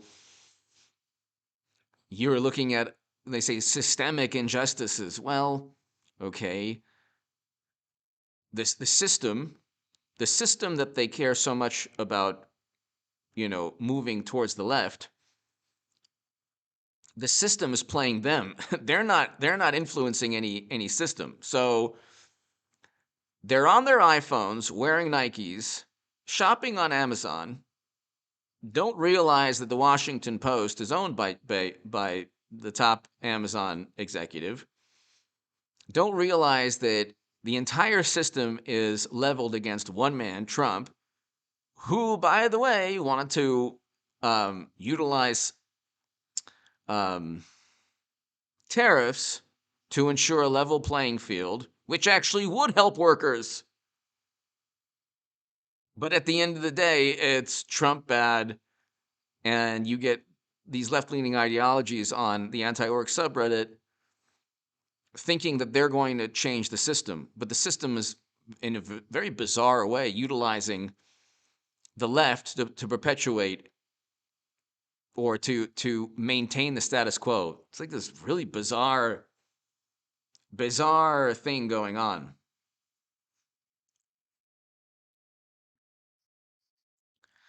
I don't think the market's going to recover. I don't think I think that the stock market within the next year, some point, will have 1,000, 2,000, 3,000 point drops. And once the confidence, because what's taken place, and I'll do a segment on the stock market crash channel right after this. What's taking place right now is that we haven't had, there's no official, even though the stock market crash has essentially begun, there's no official date. People cannot look at an official date. They can't look at an official date and say, okay, this is when the market crashed. Because they don't have like a Lehman Brothers going under. They don't have a too big to fail moment. So they don't realize what Jeremy Grantham and Michael Burry are talking about. Michael Burry said the greatest speculative bubble in all things, like throughout history, ×2. Jeremy Grantham said the fourth super bubble in 100 years. We're seeing this volatility going up, up, up, down, down, up, up, down, down. This is just these people on Wall Street want to make as much money on commission. They want to make as much money on trades as possible. And until they know that the Fed in March, once you see that rate hike, they say, oh, well, it's priced in. They say, well, it's priced in. All of these things are priced in. No, they're not. What's keeping the market up is multi-billion-dollar companies that are coming out with earnings. The rest of the market is just, not, they're all over, everything's overvalued because $10 trillion has been pumped into the economy. They look at if you pump $10 trillion into the economy, okay, you ended economic activity. When they did that, when people who are not economists will just be algorithmically friendly. When people who are not economists, when people who are not economists said you have to do this, this, that, that, this, that, that, and maybe one day you'll actually, excuse me, maybe one day you'll actually have a functioning economy again. They opened up a Pandora's box of problems. They opened up a Pandora's box of problems, and what took place is you now have inflation. Um, inflation is inflation is a huge problem because you can't get a foothold on inflation if you have labor shortages in key industries. You can't alleviate the labor shortages in key industries if you have a broken supply chain. You can't alleviate or address the broken supply chain and the labor shortages if consumer sentiment is at an all-time low or decades low, inflation is through the roof, and the $10 trillion in liquidity has dried up. What happened to that 10 trillion? Well, it was used to consumers paid a lot more for goods and services. That's why you saw record highs in profit. That's why you saw record highs in profit. Exactly. Inflation is a tax upon the poor. The poor, the working class, you see, like AOC, she'll never tell you, maybe she knows, maybe she doesn't know, that inflation is a tax upon the people who are poor and the working class.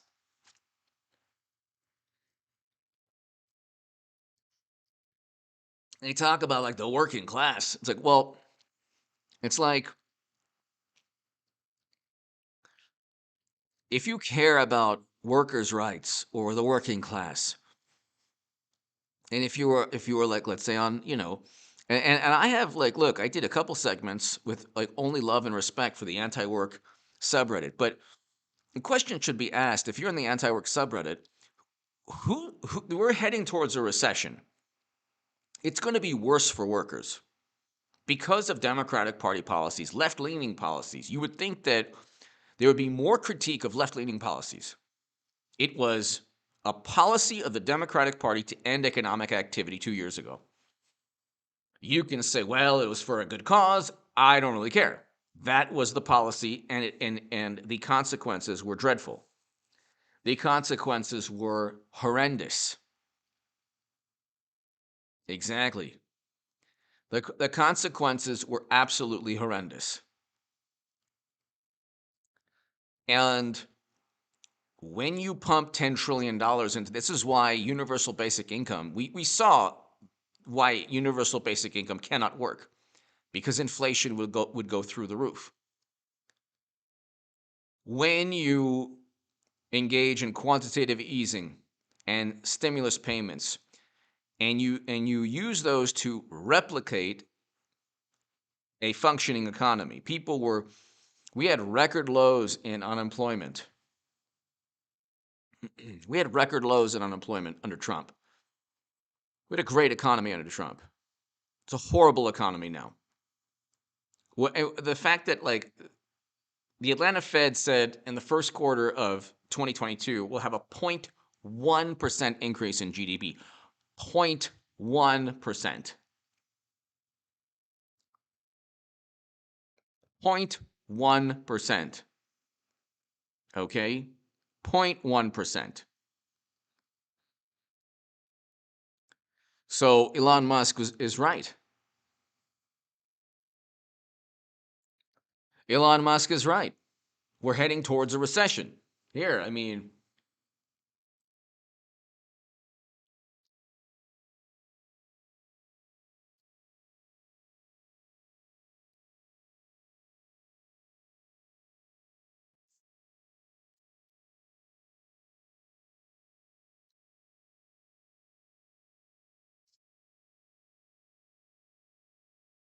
So,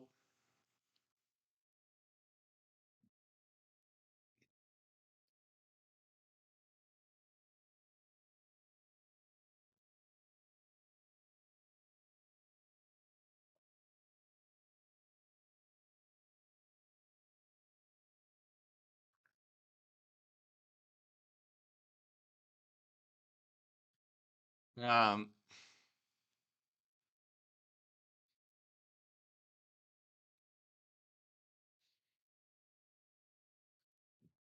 trying to find the Elon Musk has a gloomy prediction for 2022.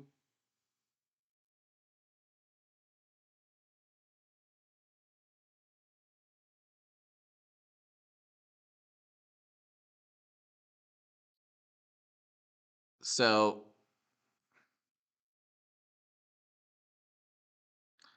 he says predicting macroeconomics is challenging to say the least. My gut feelings around spring or summer of 2022, no later than 2023. Okay? So, right here. What will the anti work subreddit say? And I say this with all due respect. Elon Musk is predicting a recession. I have predicted a stock market crash since last October, but people infinitely more knowledgeable than I am, Michael Burry, Jeremy Grantham, they have stated that it's going to be catastrophic, like you've never seen. Now, I don't like nobody knows how it's going to play out. You could have 2,000 point drops, then it can go back up again, or you could have a week of 2,000 point drops, like in March of 2020. Who knows? Who knows? You might have the coincidental trades, the coincidental selling of stock, which is what certain senators did. Richard Burr, never Trump Republican, Dianne Feinstein, you know, certain senators did that. Um, and right after a classified briefing and right before the market tanking. So,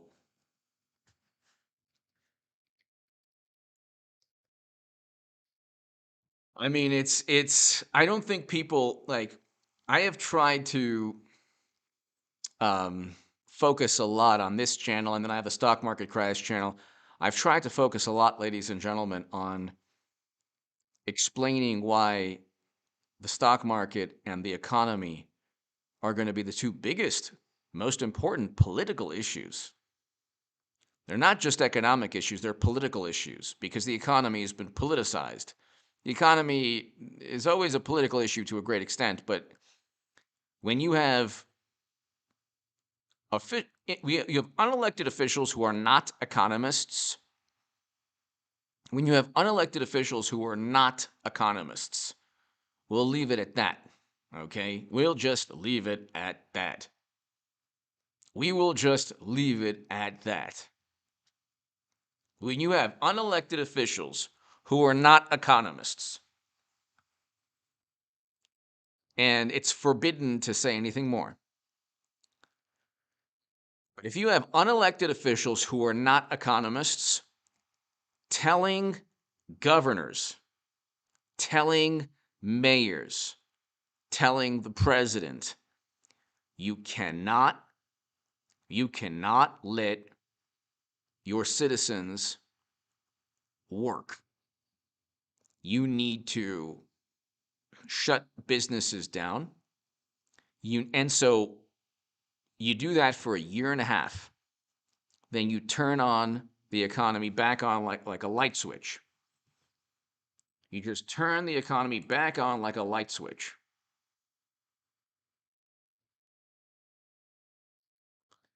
And you then expect nothing to take place. Gas is exactly a 50% increase. You expect nothing to take place.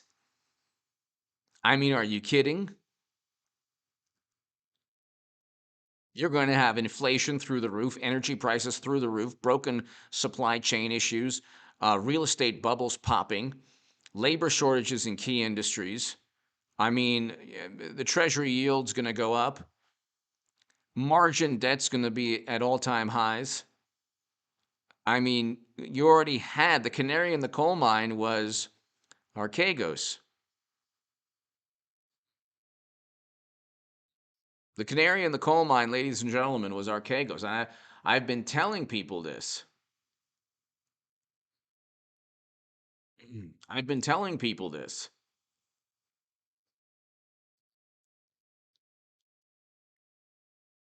The Archegos hedge fund, when that went under last year,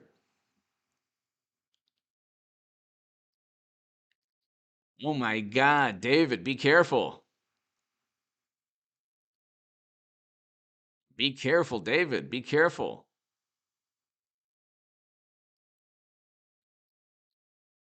I would have stomped on it, but maybe I'm not a good human being.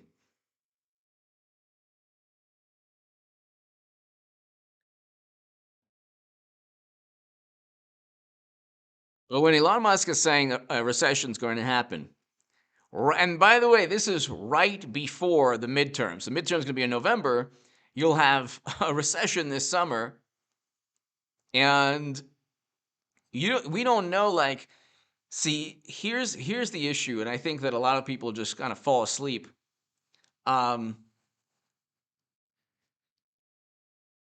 We don't know what geopolitical nightmares are going to take. We don't know how bad it's going to get in terms of geopolitics.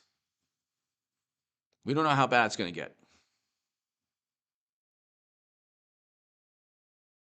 Lachlan Bird, exactly.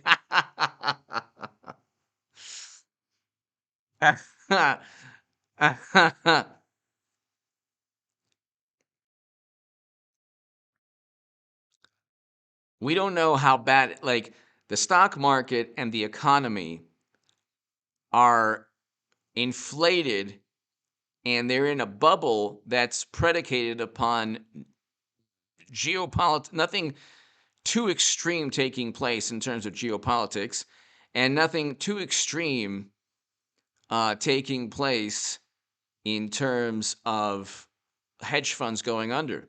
E. Miller, you know what? I think the worst, unfortunately, like I say, for everyone's life, it should be happiness, love, laughter, success, joy, forgiveness, beauty. But the country is going to, you know, where in a handbasket. It's just not. It's only going to get worse, unfortunately. The people who got us to this point with their absurd policies are not giving up. They are doubling down like a gambler in Vegas, and they're not giving up. Nina, hello.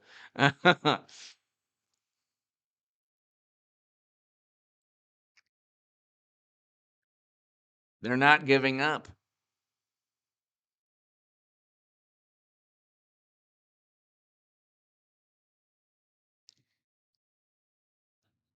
The only problem that I would have with the brown recluse is trying to make sure that the thing didn't like jump away, or like if I was trying to step on it or trying to squash it, like that it would like sneak out of whatever I was trying to press on top of it.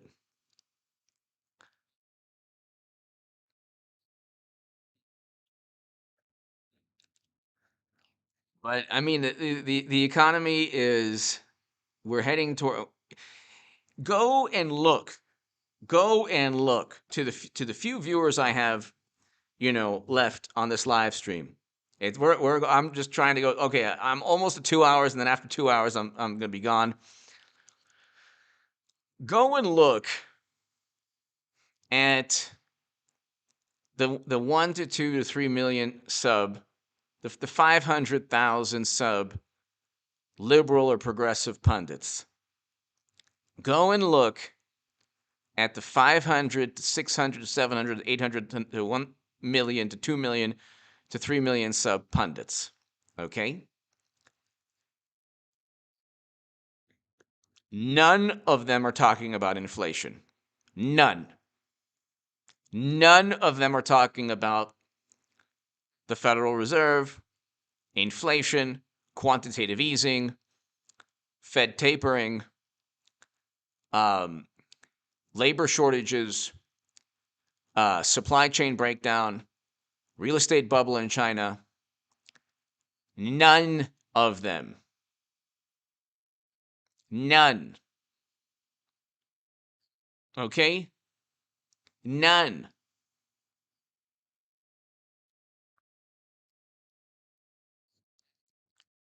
None of them are talking about inflation being a tax upon poor people, because inflation is. Patrick, hello. None of them are talking about inflation. Why? None of them are talking about the upcoming recession. Why? None of them are talking about the hedge funds that will go under. Why? Because CNN and MSNBC aren't talking about them. That's why. Because the racket is focus on how horrible the other side is and definitely protect your side. I'm not on the side of Republicans. Definitely not on the side of Democrats. I like Trump Republicans because of what they've shown me. An emphasis on economic growth and the antithesis of neoconservative foreign policy, or I should say, an opposition to neoconservative foreign policy. E. Miller! E. Miller, thank you so much. Thank you. E. Miller, thank you so very much. Yeah, E. Miller, I think that, like I say, I know it sounds like, and honestly, my respect level for Tony Robbins is through the roof now. In this day and age, every American needs Tony Robbins. I used to think, whatever. It's just a shtick or a racket or whatever. But you know what?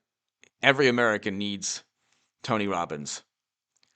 But like I say, E. Miller, your life, everyone's happiness here, your happiness, my happiness, everybody's life should be filled with joy, laughter, success, and God bless everybody. Your life should not be correlated to where our country is going.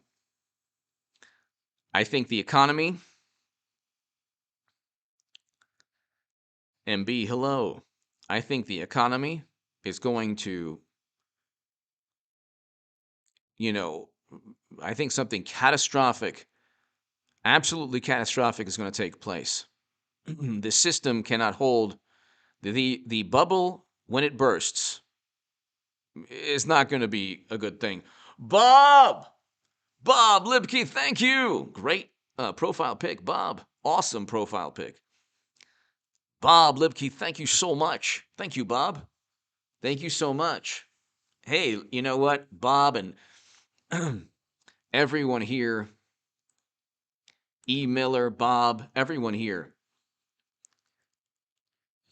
focus the next year on music, poetry, love, laughter, happiness, success, both personally and in business and in any venture or endeavor.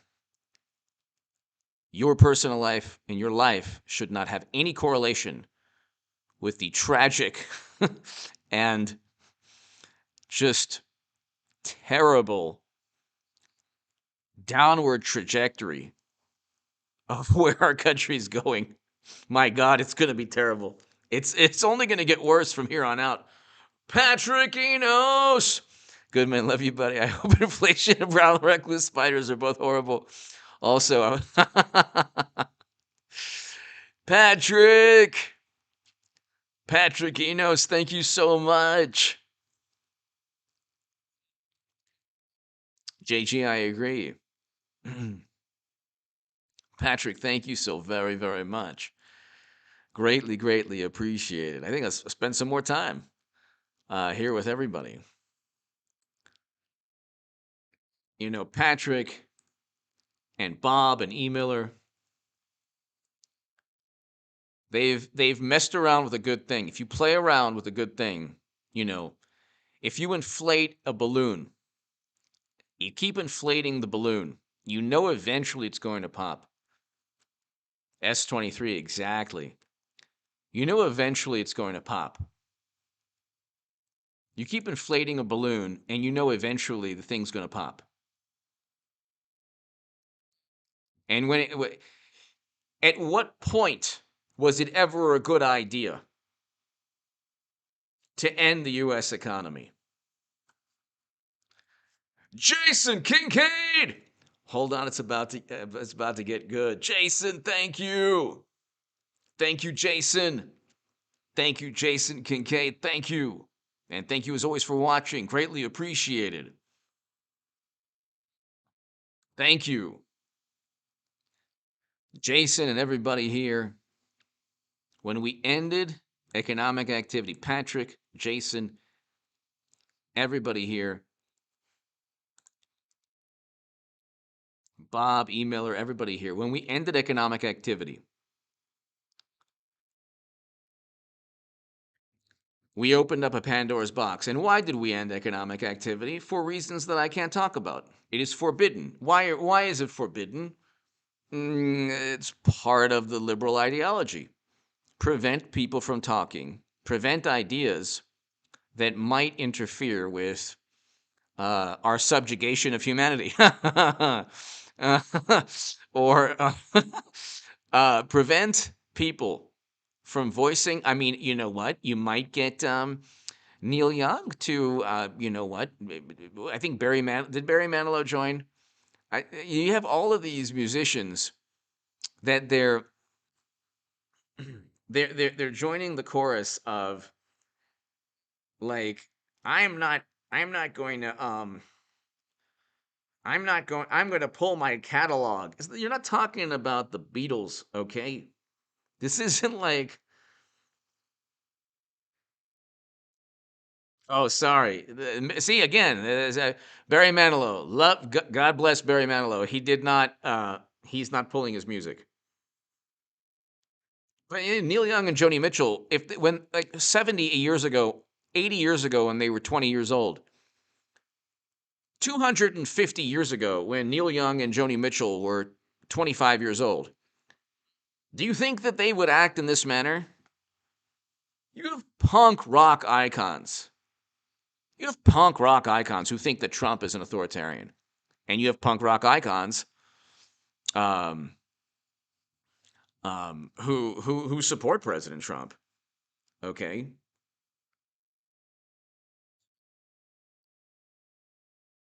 Okay. John Lydon is awesome. Is awesome. You know,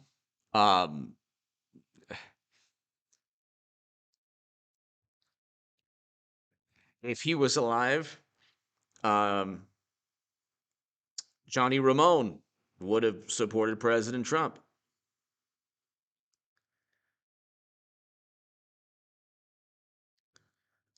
I mean, this is a thing, like, how can you be a rock and roll icon and dislike Trump because he's mean?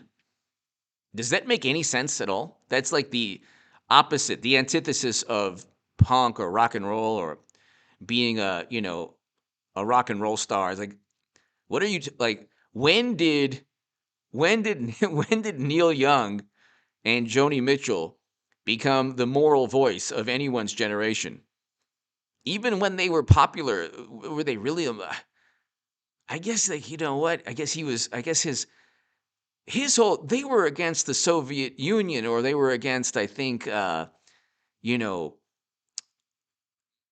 communism, or governments that worked to prevent people from being free, or prevent people, I don't know, like the former Soviet Union, from speaking, from voicing their viewpoints. How do you enforce one viewpoint? Then you say, oh, well, Joe Rogan, his discussion ended people's lives. So then why doesn't Joni Mitchell and the great Neil Young give us exactly how many people lost their lives. If you can't give me exactly how many people lost their lives, then don't open your mouth. Or actually, I guess he wasn't. Then you can go ahead and take your catalog and do whatever you want with it. The notion that he would pull that stunt, these people like, I am just letting you know, and it's like, guess what? Even people who love President Trump still enjoy your music. Shouldn't that drive an artist like that mad?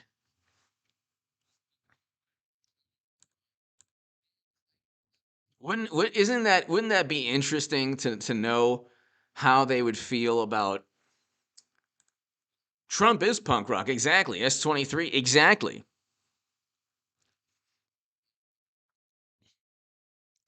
How are you going to go from a rock icon to the epitome of an establishment voice? How does that work? And that's the thing. Me, exactly.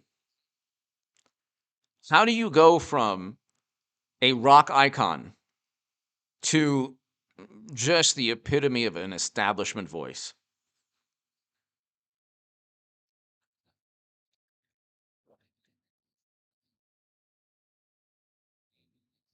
Um,